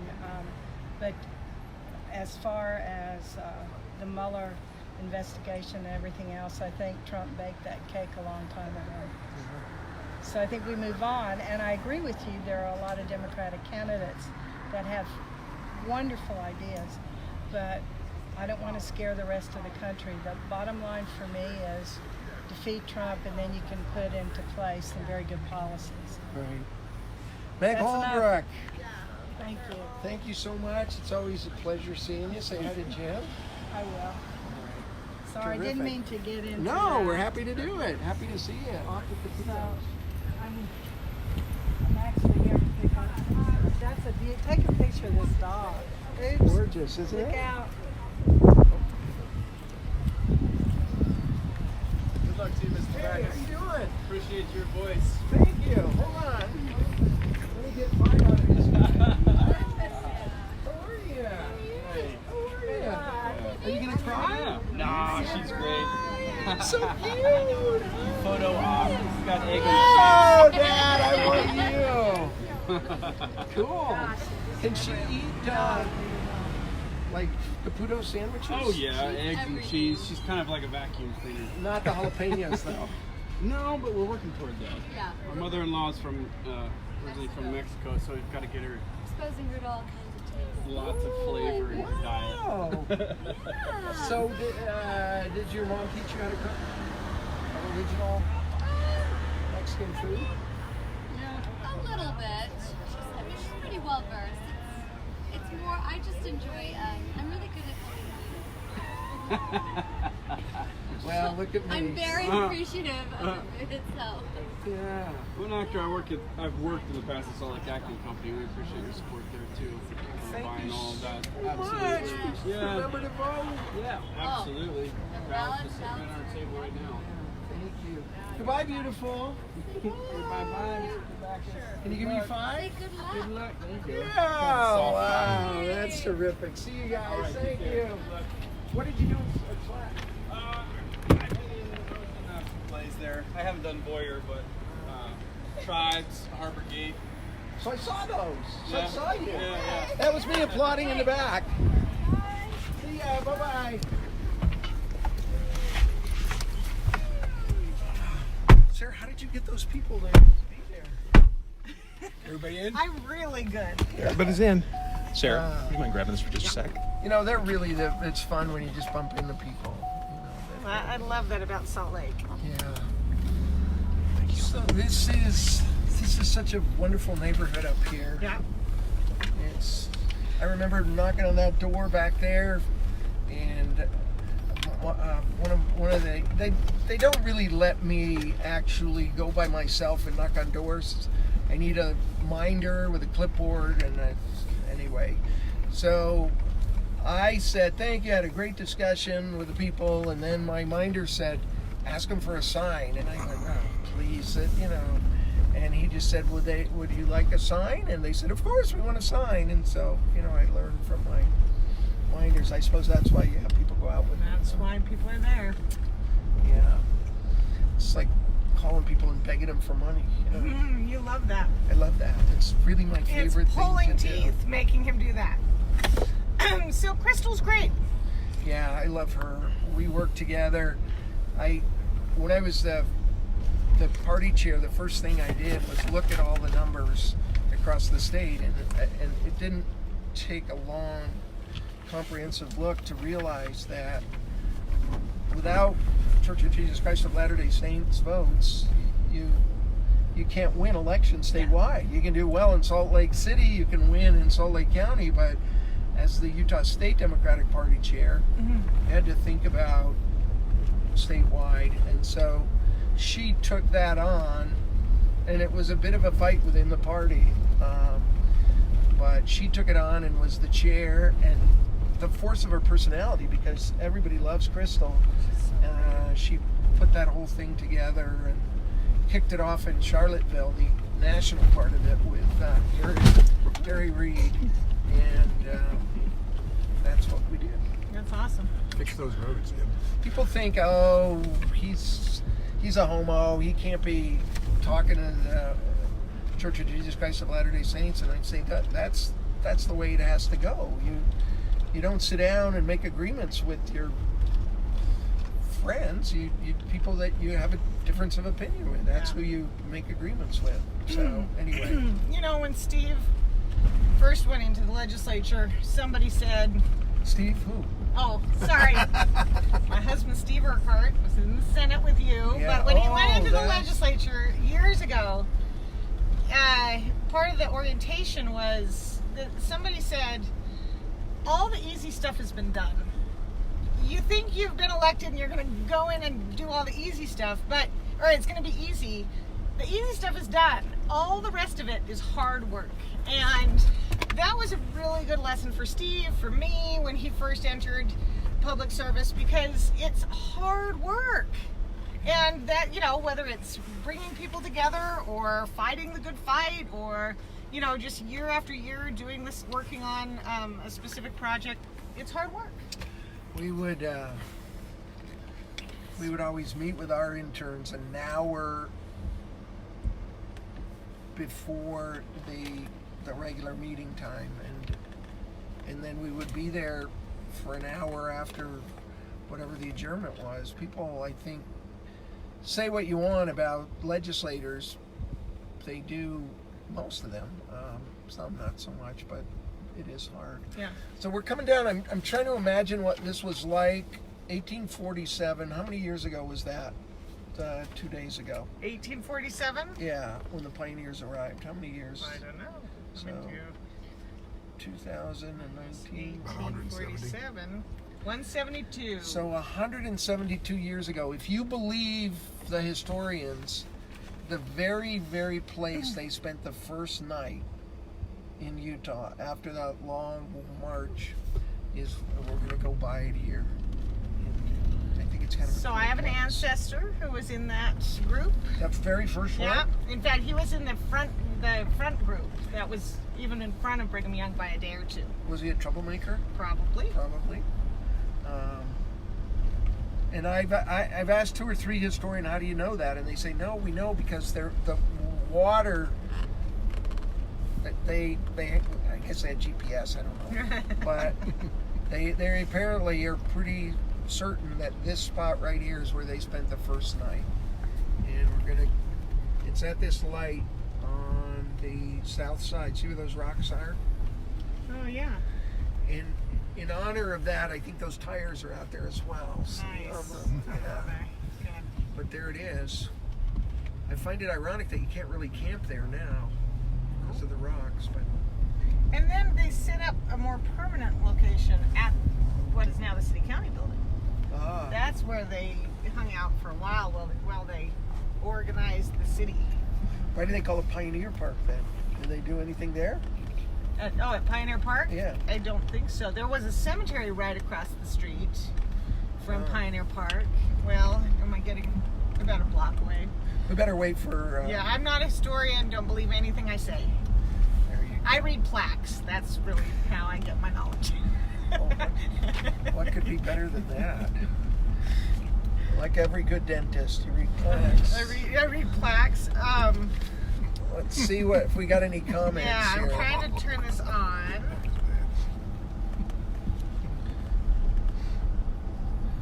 Looks like we had Tracy Dean, the president of the LGBTQ plus Chamber of Commerce, is watching. Hi, Tracy.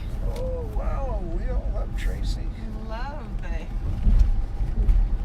LGBTQ Chamber of Commerce. Yeah, you go there and you get fired up. These are fired up people, like every Chamber of Commerce, except they're like in orbit fired up. So I'm just strong, smart people. Yeah. All right, I'm checking here. So we're looking for comments. So send in a question or a comment. I will read it. We're headed straight from east side and we're headed west. And we're just heading across the valley, across the city. All right. Mariana Southey, we'll see you later too.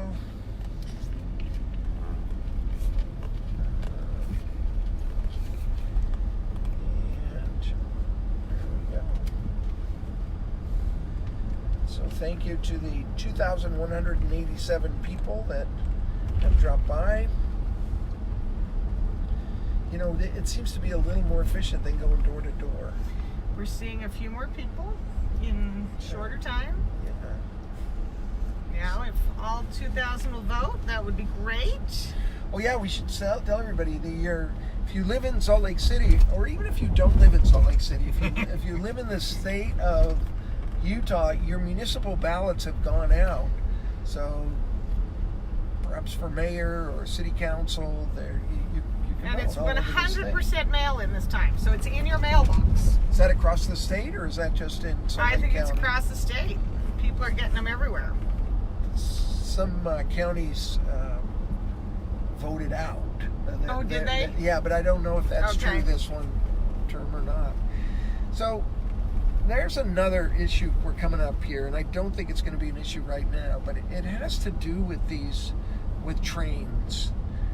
And I have waited here. We're getting to 17th South before Redwood Road, and sometimes those trains will come down, and you could be here 10, 15 minutes. Oh, sometimes much longer.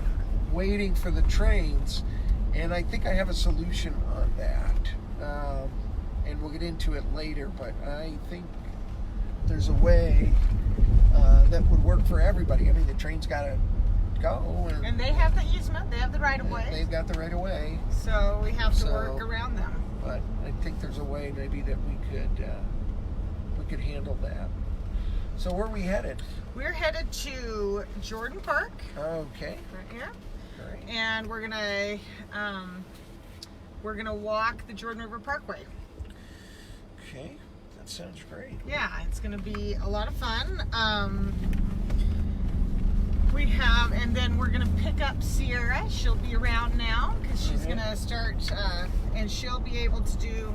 So more questions that you have, more comments. She's gonna start monitoring those and help feed those to us so we can do a better job of responding to you. All right.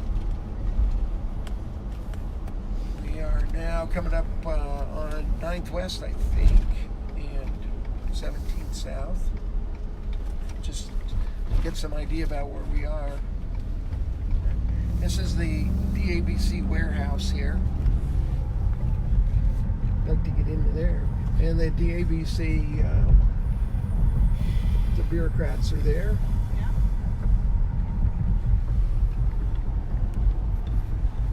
World headquarters for Utah Department of Alcoholic Beverages. They are, it's mighty. Here we are. Big mural over there. I don't know, Chris, if you can catch that. Maybe too many trees in front. But I always love yeah, you're not going to be able to see it, sorry. That's okay. And the Sorensen Community Center. Sorensen Unity Center. You may remember this played a part in a drama in the city when the city sold a slot of Main Street to the Church of Jesus Christ of Latter-day Saints, and there was some controversy about it, and then I believe the church donated that land to create this wonderful Unity Center now. That is, it's beautiful in there. There's a lot of young people all the time playing basketball. They have a theater in there. I believe the city manages it. As we get here into 900 West, this used to be 2 lanes in each direction, and they have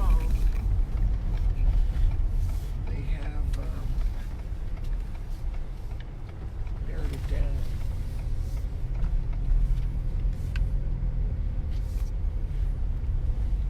Okay. One of the city's premier parks we've entered. Keep going. So we're looking for the gateway for the Peace Garden. It's to the right. It is. Some people have told me that the city is about $30 million short on required maintenance and other issues to do with the park. Right here. Here we go. Perfect.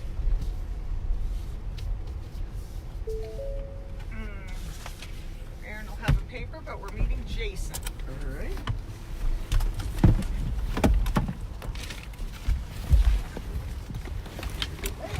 Hey. Good morning. Good morning. Jason's just over there for you. Hey, Jason, how are you?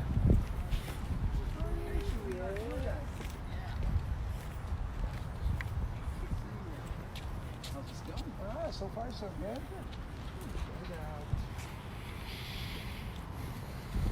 2,000 people or so. This is it, the entrance to the Peace Gardens. How did it all start? Peace Gardens?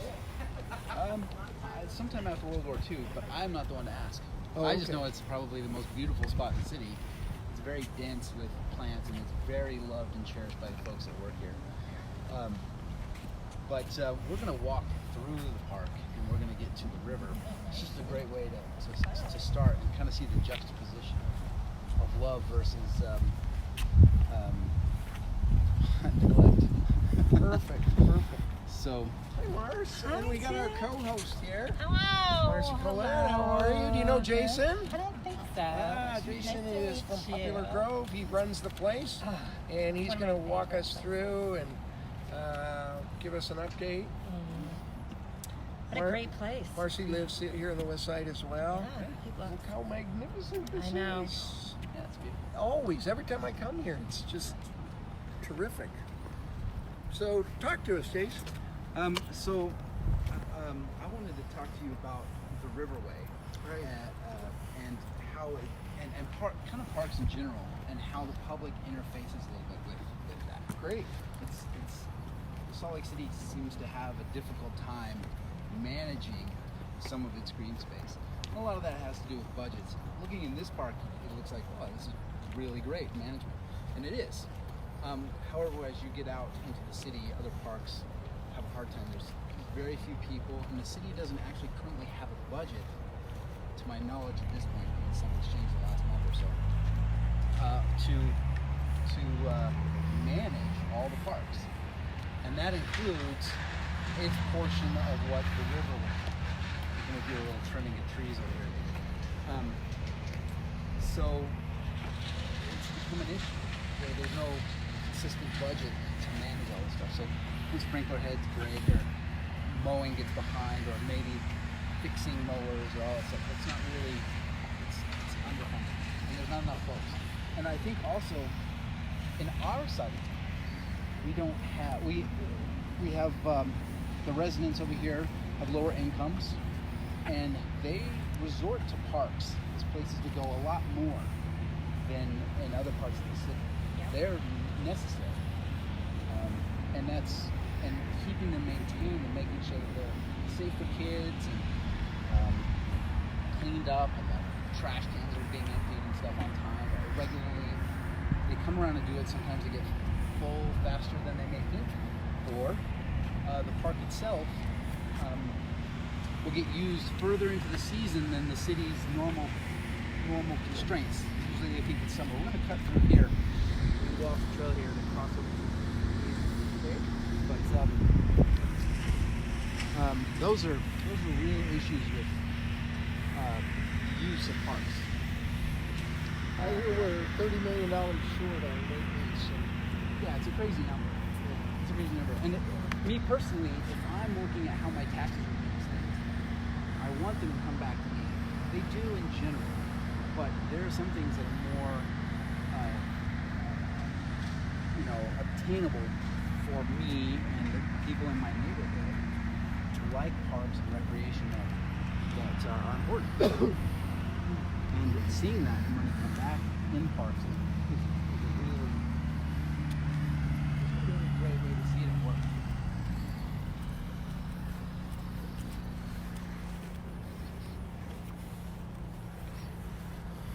About every time I come by here, there's always a family, there's always a soccer game going on every time I come by here, or any of the parks on the west side. Yeah, and people and their animals and joggers, and there's all kinds of monuments around the Olympics everywhere, like the Golden Mile along the Jordan. Yeah. I'm gonna go this way. So Where are we right now? This is the Jordan River Trail, and we're just on the west side of the Peace Gardens, the furthest extent of the Jordan River Park. And the trail itself runs right along the riverbank. Across the river is a nature preserve. It's the Fife Nature Preserve. It's in the Oxbow River. The river bends around it, and there's a pond in there. And it has been set aside to kind of let nature take its course. And there's little bits over there in management that probably could be done a little bit better. It's not that folks don't know that who are managing it. They probably just need more resources to do it.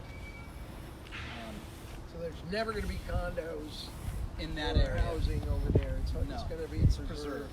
It's preserved. And the idea is to give birds and waterfowl and small critters places to hang and live within the city and along the riverway, and kind of have nature in the city for portions of the river. But a lot of the issues are, and this is kind of a unique area on the river, because we have It's the back end of the Matterhorn. Right. It's the backside. And so what happens here is that it's the interfacing of green spaces. In particular here, we have our parks where we put grass and in this case the Peace Gardens, but there's also the 900 South Park. It's a big open area with picnic tables, places to gather. We do fireworks here on 4th.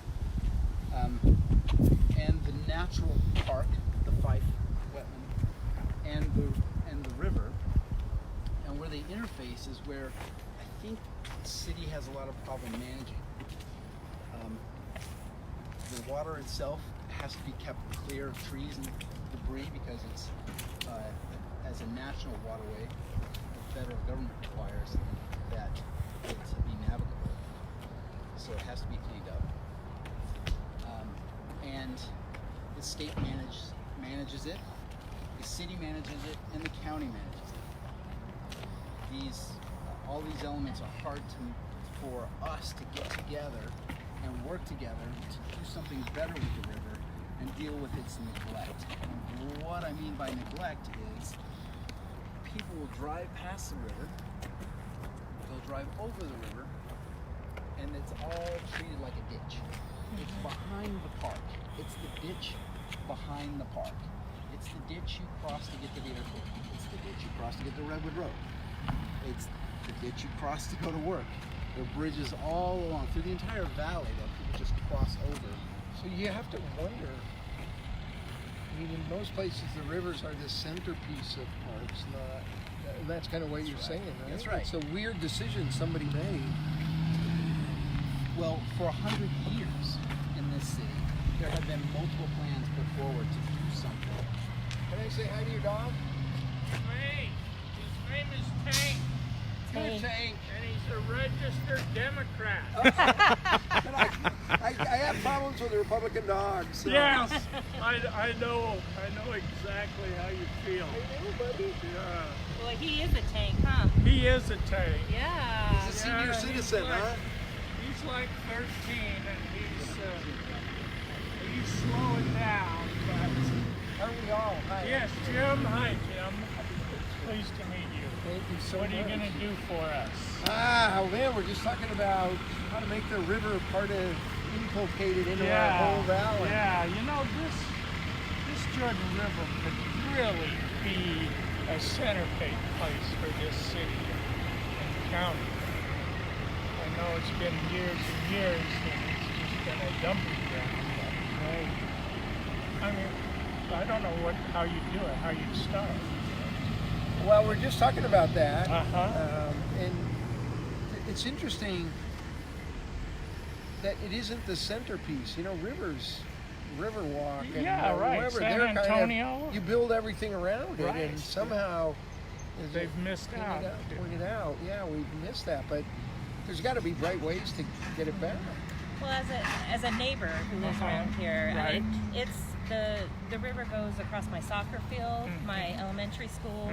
I have 3 different parks I take my grandson to, all within walking distance. And the rec center, and the senior center, and this little international gem that makes you feel like it's like is this Salt Lake City? This is incredible. But I feel like the Olympics and the legacy we've had, but this is the river that really is the backbone of it all. And they are going in the right direction. Yeah, I agree. I mean, it's a whole lot better than it was when I was a teenager. Right. I used to swim in it. Yeah. Now I wouldn't swim in it, but it's probably better than it was back then. Yeah, and the diversity is good, and I feel like we got a lot of pride in this community on this side that gathers at these areas, and so not knowing your budget from year to year, I'm just really grateful that people are. Jason is on my budget. It's our budget. It's our budget. Okay. And we don't really have one, and we need to come together with all the county. Right. There are whole groups of people for the last 30 years have come together to try and do things with the river, and it's kind of been futile for them to try and do it, and no one wants to put money into it. Other communities around the world, I mean, even in the middle of Paris, they hold on to the Seine and they embrace it. The Thames. Is the Utah Rivers Council, do they have any They're a lobbying group. Yeah. Okay. Yeah, they're good. Uh-huh. But they're more rural, I think. You know, they want fish and I don't know. Okay. I mean, everything I've done with them has been terrific. But Jason, and we're going to continue the walk here. But the big thesis of what you're saying is look at what a precious resource this is. How do we all work together to clean it up and adjust its banks? Like I was saying before, it's kind of been treated like a ditch. Mm-hmm. Even at the back of the Peace Gardens, it's just back there. This particular view is beautiful, right? It's very natural. But if you were here in the 1950s, there wasn't a tree here at all. There are pictures of this completely open.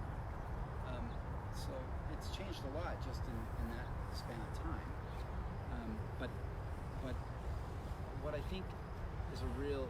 I gotta go meet my wife first. Okay. Bye. Good to see you. What's your name? Lon Duran. Lon, see you, Tank. We'll, Thank you, Lon. We'll get a sign from you. All right. Okay. Where do we do that? Thanks, Lon.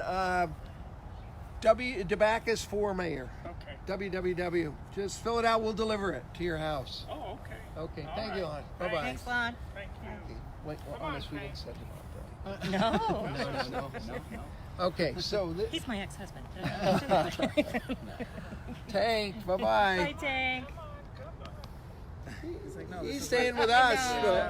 He's We'll continue walking. Come See on, you, it's buddy. fried chicken Friday. Oh, Fried chicken.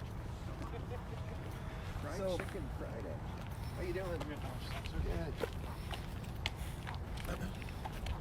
Good. To get to the brunt of it, the problem around here is that neglect and not really getting people all on the same page. There's a lot of bureaucracy when you have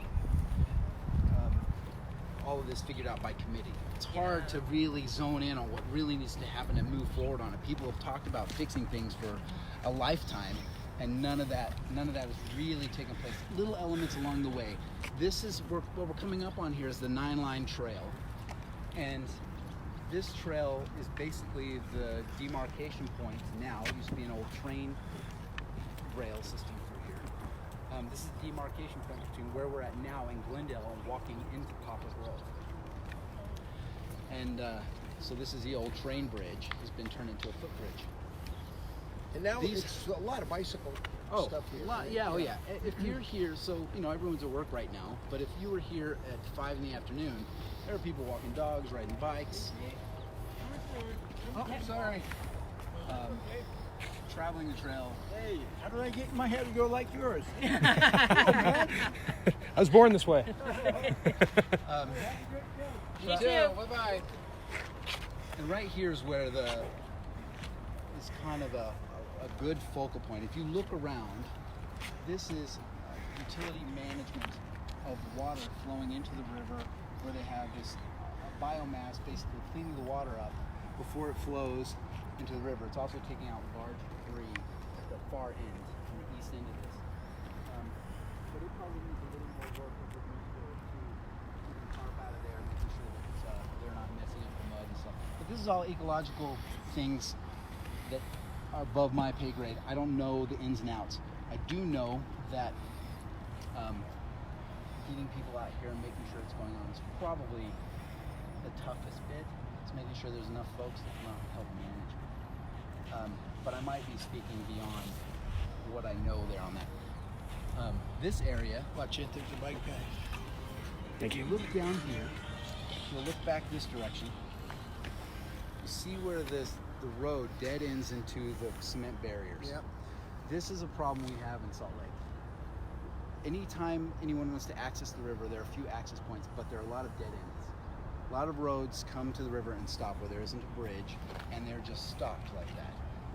There are a lot of loose ends that aren't very well managed. That could be a beautiful entryway to the park, and it just stopped and forgotten about. And these little loose ends are all over this area along the river where we interact with it. So it's a kind of a problem. It takes it down from the beauty and keeps people from being able to access it. yeah, keeps it from being used the way That's right. it was originally designed. And now we're going to cross the river here. Now, why is that there? Just so the traffic doesn't keep going straight and go in the river? Or Yeah, why I'm do they sure it's have it? I'm sure it's a safety thing, but it's just not very well managed. It's not. It could be done better. You're just saying it's ugly? Yeah, it's ugly. It's ugly. Yeah, it's just ugly. there. So What do you really need a cement barrier there? well, yeah, I think something needs to be there. It just probably could be something better. The reason is that someone comes down here at night, not familiar with the area, and drives off. Yeah, the that's river. right. That's right. So it's a matter of coming up with something just better. There's a better way to do it, and I think those points are being missed. Now, granted, the first argument out the gate is, well, where are you going to get the money to make it better? That's your job. That's your job. But this is our neighborhoods, and these are things that in this preserve here, this is the 5 wetland preserve. We're going to walk around it. That's nice. Was this his land or? I'm not sure if it was his land, but he was a very big proponent. Yeah. You'd have Fred to look was into on the it. school board. Fred is good guy. Yeah, he worked long and hard. He was in love with this river and focused on its preservation. So this is a step in the right direction for that. But there are things where invasive species kind of get in here. A lot of people say, well, it's just forgotten, but some of these grasses are necessary. They choke out things like puncture vine that grow where it's hot and open, and that's those thorns that everyone gets in their tires when they're riding their bikes and stuff. There shouldn't be any bikes in here because it's just for walking. So this is totally natural. Totally natural. Nothing. There are going to be some invasive species. You can see there's some thistle that comes up in here, and even the elm trees aren't really supposed to be here. These Siberian or Chinese elms. But the idea is to encourage the natural vegetation and kind of knock down things that shouldn't be here, and that gets done from time to time to promote the growth of the things we want to see. So you're saying for the Fife area in particular, but generally a few extra bucks, we could take this another level. I think it's really people. People shy away from big government and they get nervous about big government, but there's a lot of work to be done, and that does require some people. I mean, that can be managed, but I think that funding for people to show up and be able to make sure everything's well. And if you go to the department that's managing this spot and coming in, they may say, yeah, no, it's doing well. You know, there are a couple things that we could like to do better, but it's doing well. And I would think that that's true. But what's really a problem, I think, is the riverway itself. There are issues like the banks, and we'll pass a spot around the other side. There are places where the banks are really built up and high on either side, and you'll drop off to the river 15 or 20 feet because the mud was dredged out, thrown to the sides for so many years to keep the waterway open that they built these big berms up. And now the Jordan River Trail rides on those berms on either side of the river, and that's what really creates the ditch, right? The feeling of the ditch. And so the idea would be to evacuate some of that mud as it's pulled out. Well, the banks are really high, and so it doesn't have a natural. There's no for animals and waterfowl and stuff to move from land to water, and for us to go down to the river. They need it to terrace kind of thing. On the other side of this preserve, they've done that. They've ramped down the dirt down to something that's manageable, that you can step off into the water without falling off the cliff. Are there homeless people in this part of the trail? Every now and then, yes. I mean, you can see some people come down here and they'll fish. Some people will fish for fun in the river, and then but there are There are homeless every now and then that'll come in and camp out for a little bit. Generally, it's not too much here lately. I think we've knocked that down a little bit. But they're around. If we go this way, they'll take us back across the bridge and back towards the police station. We'll step up this a little bit. So how do you get it to stay so green? So I've been told two things about this. Some people say, oh, it's toxic, algae. I don't know that. That could just be warm water growing over there, and that's just a natural state of affairs. It's okay. I've been told two things.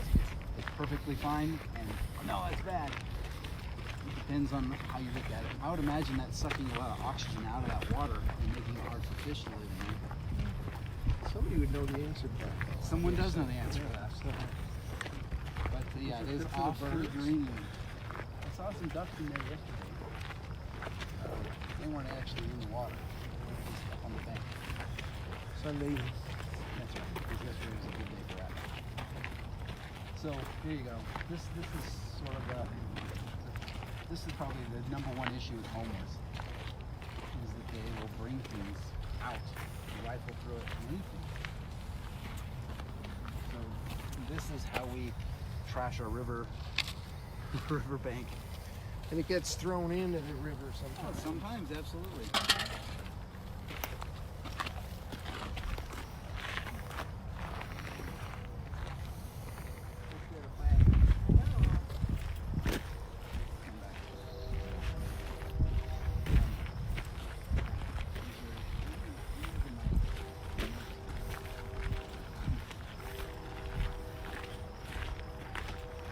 How did this get to be such a preserved area when there was never any building? I don't know. Actually, I don't know. Is it one guy's ranch or one person's? It was kind of left alone for a while, but then later on, and they dug the pond out. But I don't know that the actual house never managed to be built on. It might just because it is an oxbow. The river might want to go through it one day. And you got power lines there too. Maybe that actually right helped. away. And maybe it was owned by the train. Oh yeah, that's right. So that could be it too. How you doing, Mr. Cameraman? Got a long way to go, Jim. It's going to be a good day. And night. And day.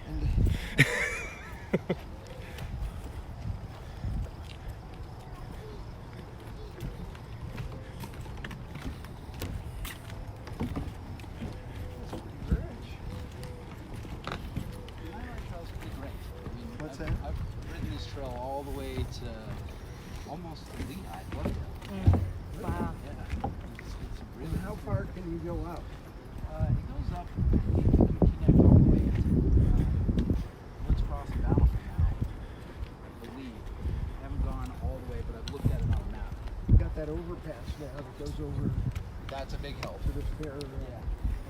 It is a really great resource to be able to just get over that stretch. One of the things that we do have that no one talks about really is the canal. So the 201 freeway and the Jordan River is where the river splits. And this is the old channel of the river, and it's been changed a little bit through the decades. But the canal is a straightaway out there, and it's just a forgotten body of water that's traveling out there, out towards the duck hunters. Right, it meanders and works its way past the airport and heads out towards the Great Salt Lake. So the Jordan River splits in two. Yep, and this is the smaller bit now. And one of the issues is kind of sediment gathers because it doesn't really have a lot of flow and it doesn't have what it used to have coming through here, and it kind of turns into mud. And that's why it is kind of the way it is. That's one of the issues. And changing back to more of a natural river would be really important to making the river a great place to be. So to combine them again? I don't know if we want to combine them again, but we could probably manage that water a little bit. I mean, a lot of people talk about, and I've brought this up in the past, there's a floodgate there, and that's separating the water. It would be very easy to come through and fix sections of the river by just turning off the floodgate in the fall after because people rely on the irrigation. But there are times that we could probably shut those floodgates off and come in and do a lot of work repairing the river and then turning it back on. We literally have a faucet on the other end of this. And we could, everyone has to work around the water, but we don't. We can just turn it off, fix the banks, fix the trees, fix the erosion. There's a commission, I believe, that handles this. That's interagency that certainly has the people, the mayors and people affected. Well, they don't get a lot of attention. There are a lot of people, like I said, for the last 30 years have really tried to get something to happen, but we have to find other things. So what? So the mayor of Salt Lake says, look, I think this is a system-wide issue. We're going Lehigh to Logan. I mean, so how do you want me to take a lot of money and it's just going to be for part of it? And how do we work through that? I think that goes back to the managing the expectations of the federal government for a good waterway that has to be navigable. The state, this is, there can be state funds devoted to this. The county, I'm listening. The county and the city. This is just the city stretch, but that water is feeding a lot more than just the city. It's coming. It's just passing through, and we're mismanaging our appropriation. Right? It's our job, and we're not doing it. Well, we got to fire ourselves then. Yeah, maybe. We're not doing it. We're not doing it. So one of the things that's really needed here is to take all the levies and have a plan and get the money appropriated and have everybody chip in their share. Yeah, I know that. So a while back, there was a little controversy. Ralph Becker, when he was running last, he wanted to spend a lot of money on parks and on the riverway and try to pull this stuff a little bit together. And he proposed quite a big budget for it. And that kind of got smacked down, I think, with the homeless situation.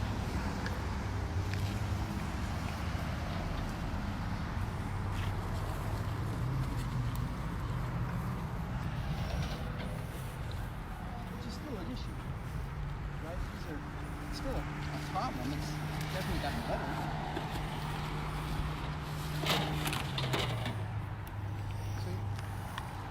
To raise, like the city did, big, major tax increase. They put a 0.5 cent sales tax on everything.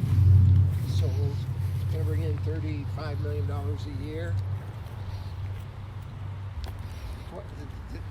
The battle starts there. Okay, so affordable housing wants money. Roads want money. Well, roads has kind of been solved, I believe, in the city itself. And the reason is because the city council put together that bond, and they passed the bond for a lot of money. I think it was $80 million for roads. They want more. My personal opinion to that is roads, by the time we spend the money to pay back, it's a great time to borrow money because interest rates are low. But that money, on this side of town especially, so that bond, a bond similar size was used to build some infrastructure on the east side. Here, in the river district, along the river, in these neighborhoods, we don't have benefits of that money.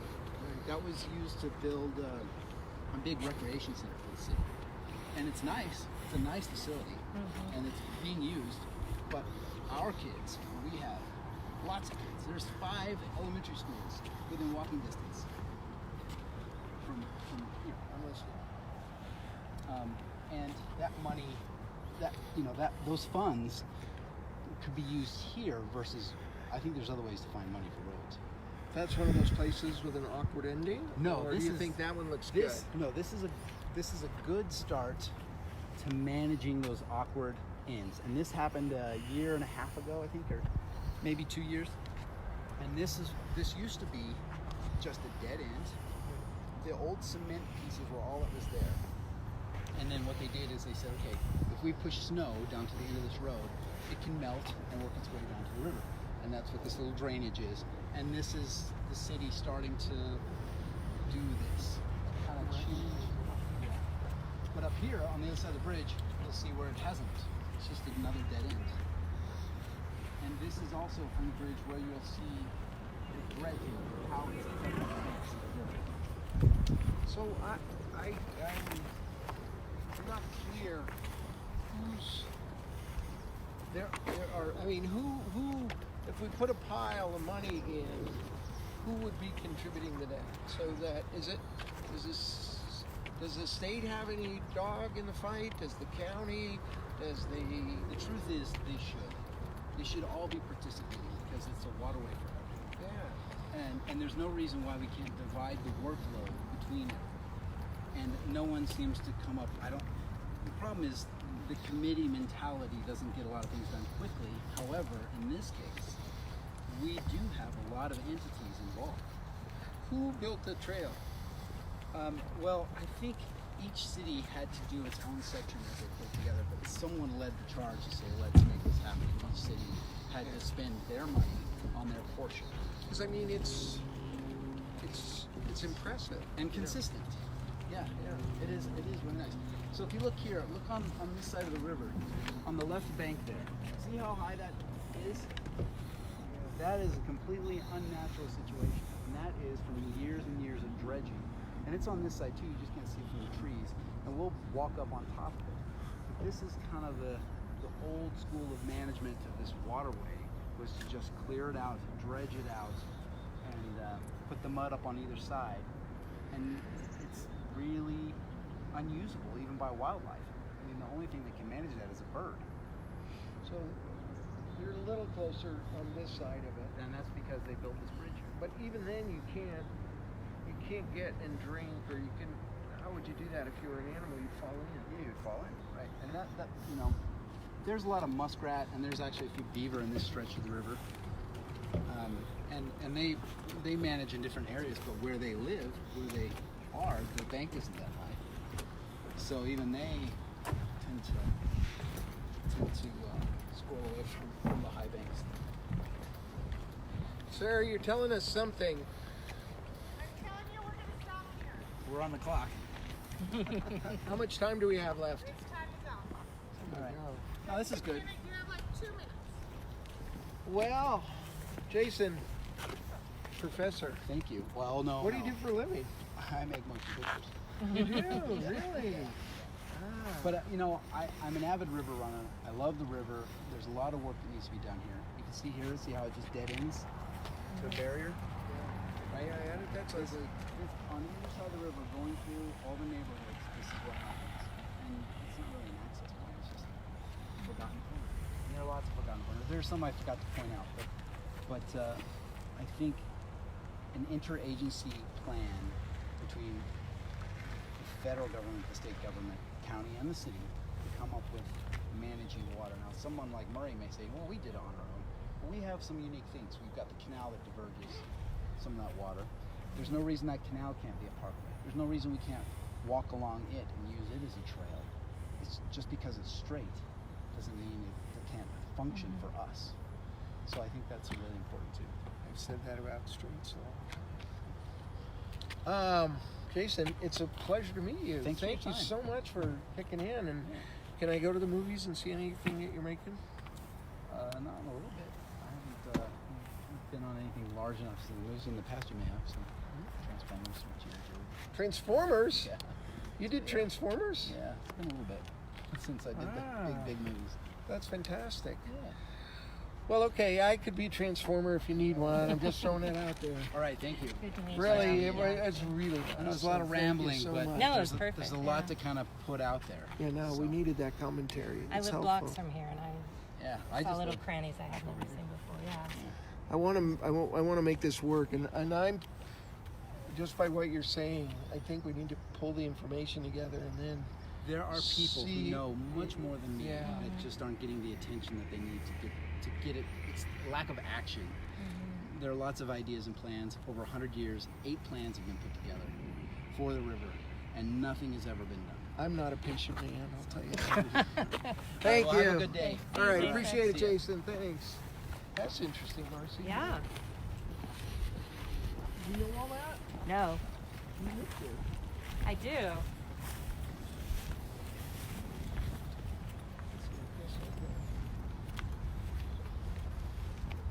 No, go ahead. You're going in the other door. Okay. Wow, that was really interesting, you guys.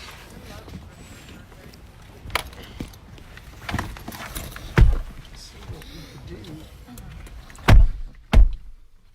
Everybody put on their seatbelts, including you, Jim. Yeah, afraid we're gonna get stopped. Well, there's a comment or two on the Facebook Are you page. gonna kill me? That's what it is. Yeah, I'm driving. You gotta remember, it could be dangerous.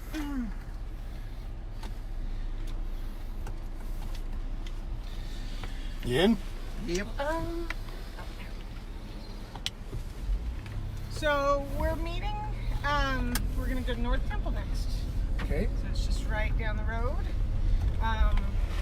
Do you need a water or an apple or I something? got a water. Okay. And Marcie, we have stuff here. I'm good.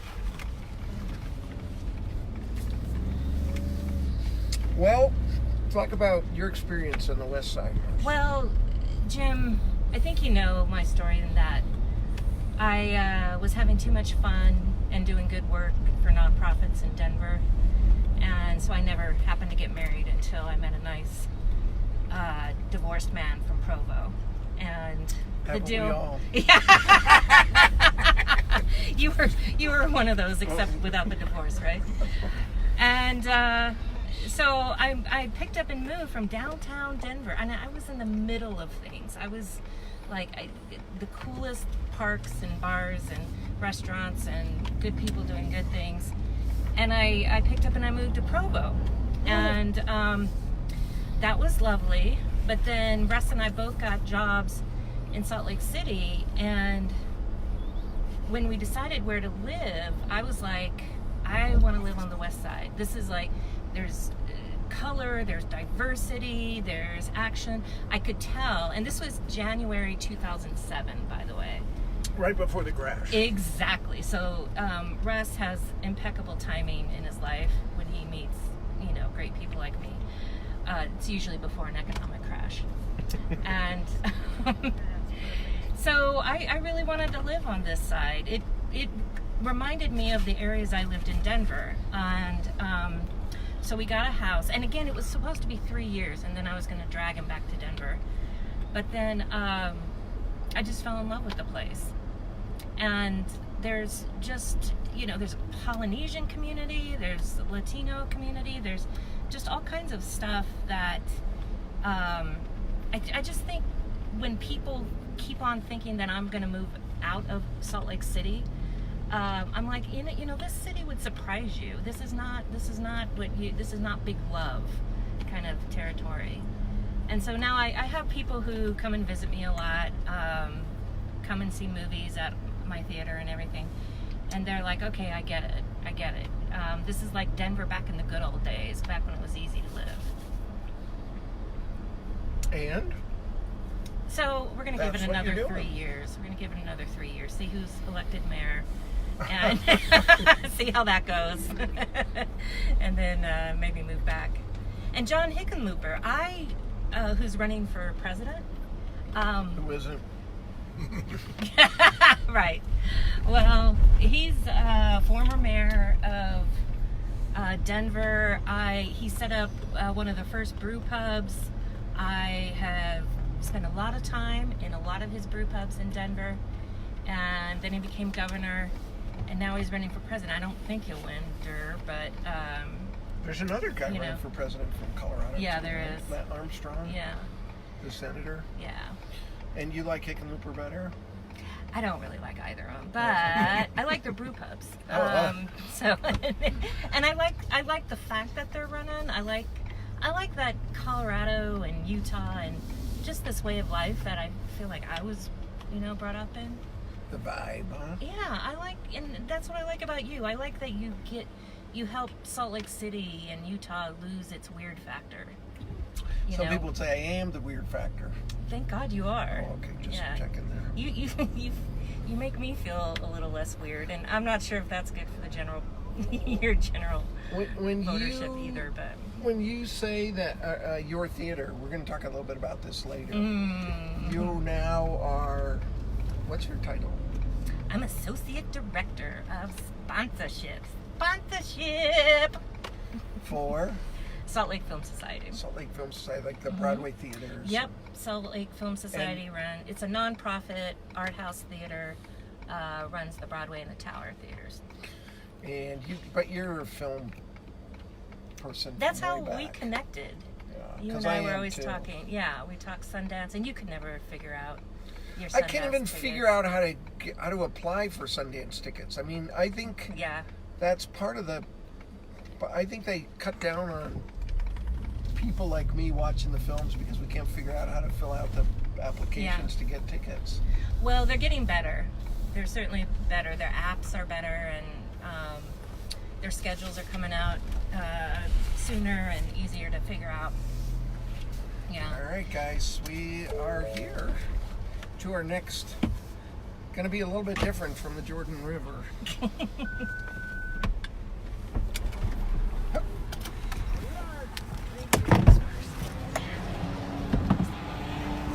Okay.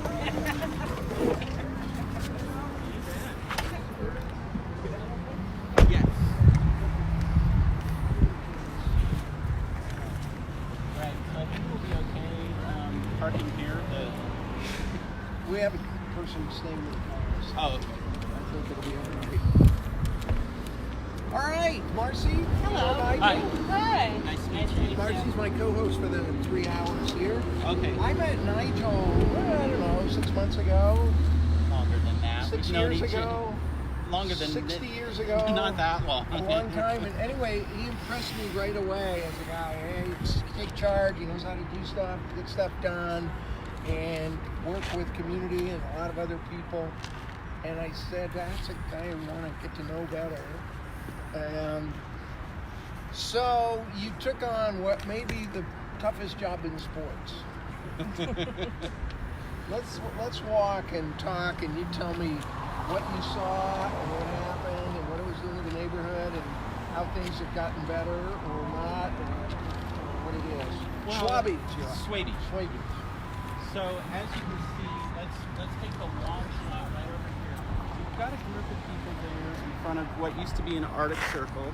So that closed down last year, probably in June. Okay, and before that, you would see a group like that, but a lot more of them in front of the Gateway Inn over here, right? There's a lot of criminal activity going on, let's say. So as soon as the Arctic Circle closed down, everybody started going there, and I said, boy, if we don't fight this right now, they are going to take over. And so I made a proposal to turn that into a temporary police station, and the mayor and the police chief agreed to that. And so we did that for about 9 months, and it really cut down on the negative impact of the community. And if you think about, what is this doing to the community? It discourages development. Councilman Johnston and I walked down the street. We talked to all the managers and business owners in this area, and every single one of them, besides things like theft and vagrancy and panhandling in front of their stores, there were a lot of violent episodes. They're being assaulted by people who were high, their staff. It's just not a good thing. So with the installation of the police department there, cameras and the focus on this area, calls for police to that motel dropped from about 125 a month to about 20. Well, just to put this in perspective of where we are, if you come from the airport and gone into the city or taken tracks in, you've gone by this very spot. You know where it is. Sometimes it's hard to pick up exactly where we are. But the I-15 overpass over North Temple's to the left a little bit. Well, I mean, you can see it right there. So this is just with people selling drugs and prostitution and petty crime and a million things. I mean, you can't just take over a place and put a police station. Obviously, you have to go to a landlord and say, can we do that? Cut it down. Yeah, I did that. I figured out who the property owner was, and I called him and asked him what his plans were when Arctic Circle left, and he said, well, I'm going to lease it. I'm like, okay. And I asked him about redevelopment, and he didn't think it was big enough. And anyway, so I said, well, would you consider leasing it to the police department? This was before I had reached out to the police department. Would you consider leasing it to them on a temporary basis? Because there have been other instances in the city. For instance, the Sizzler that used to be on 4th South was abandoned, and then it got taken over by people, and they ended up accidentally burning it down. So it would protect me. Was it the food? It wouldn't. No. So he agreed to do that. And what I've learned recently is that for $1 a month or some reduced fares. I didn't tell him what to charge, but yeah, it was a donation. It was pretty. It was a good deal for the city. It was a good deal for everybody. And then now it's under contract, and somebody else is going to buy it and redevelop it. But as you know, redevelopment can take a while, probably 8 to 14, 15 months, depending on the market. Moving along, all that kind of folks. stuff. I'm not a patient man. And I don't think that this community can afford to wait 15 months for something new to go in there and have this continue to grow. We have to push back and say, no, this is not okay. Let's go back to how long ago was it before you stepped in and other people in the community? Was it 2 years? No, it was, well, I've been working on this since I moved here 4 years ago with community council meetings, talking to the mayor's office, putting things out there, and I never thought of a great idea until the Arctic Circle closed. And then I said, we have to do something, and now is the time. This is the opportunity. So it was 13 months ago. And to their credit, the city moved really quickly, and it went from an idea to executed in about 2 weeks. Can we? I know we're going to end up somewhere. Should we? You promised me lunch. Oh, you want lunch there? Yeah. We already have a planned place for lunch. Yeah, the Hard Break is over there, and North Temple with Red Iguana and everything is known for. Yeah, some nice but we're gonna walk along and talk about what the problems were and where they're going, and then we're gonna go to lunch. Right. But they've already made arrangements somewhere and talked to the owners. And, okay, great. But we'll end up back. Yeah, we'll come. Get a hot dog or a taco at France. We're gonna go walk down this way. We have to stop 10 minutes for our Facebook page. Okay. 10 minutes at Ranchito. Okay. Telling me what happens in 10 minutes. Mark Zuckerberg shuts off the feed. Yeah. So a Facebook Live can only go 4 hours, and then it shuts you off. So we're going to shut off and start it up, but we'll tell you when that happens. So right there is the gateway in, and you can see that nicely gated. The previous owners put that in there, and they did a really good job. Once the city threatened to, they sent a letter that was hand-delivered by the police that gave them a list of things that they needed to do to keep their property, and they did. But they sold the property about 2 months ago, and somebody else owns it, who also owns a similar property down on Main Street. So we're concerned that this won't get redeveloped, and they're kind of lax with the gate and the security and the stuff that the previous owners did. did that really helped clean things up. So it was bad. Bad. Then the city goes and says to an owner, no, you're going to stop this. We don't want this. It's not going to happen. You're going to put a gate around here. We want people in and out. You're going to get whatever they say. You're going to get IDs for your guests. You can't take cash or whatever. I don't know what kind of things they say. Right. It got better. Then somebody else bought it, and you're not sure if it's going to keep up the same scrutiny. Is that what you're saying? That's exactly right. So I'm going to ask that the same sort of scrutiny that the previous owners faced should go here now, because when you talk about a nuisance, and you'll see exactly all the garbage and stuff that's over there. This is a nuisance. It's a blight on the neighborhood, and it's not fair. What effect does it have on the people who live here? Well, when we go to lunch, I'll show you 8th West, because people hang out on the park strips. They sleep in people's lawns. The activity that happens here carries around through the neighborhood. Like, I live half a block that way, and I'll see people get picked up or dropped off in front of my house. Yeah. And so it does affect the neighborhood. There's a street back there, Emerald Street. One of the guys because it's so close to all of it, he informs me whenever there's a change, and it becomes a problem. So he notices it kind of on a daily basis because he's living in the midst of it. And you've got kids. I do. I've got a 5-year-old daughter now. She's adorable. Thank you. And does that change the way you interact depending on if it's a time where things are under control or not? Yeah, it's something that I'm always She's aware only of. 5. You're not going to let her go out on her own anyway. No, but, no. I mean, you know.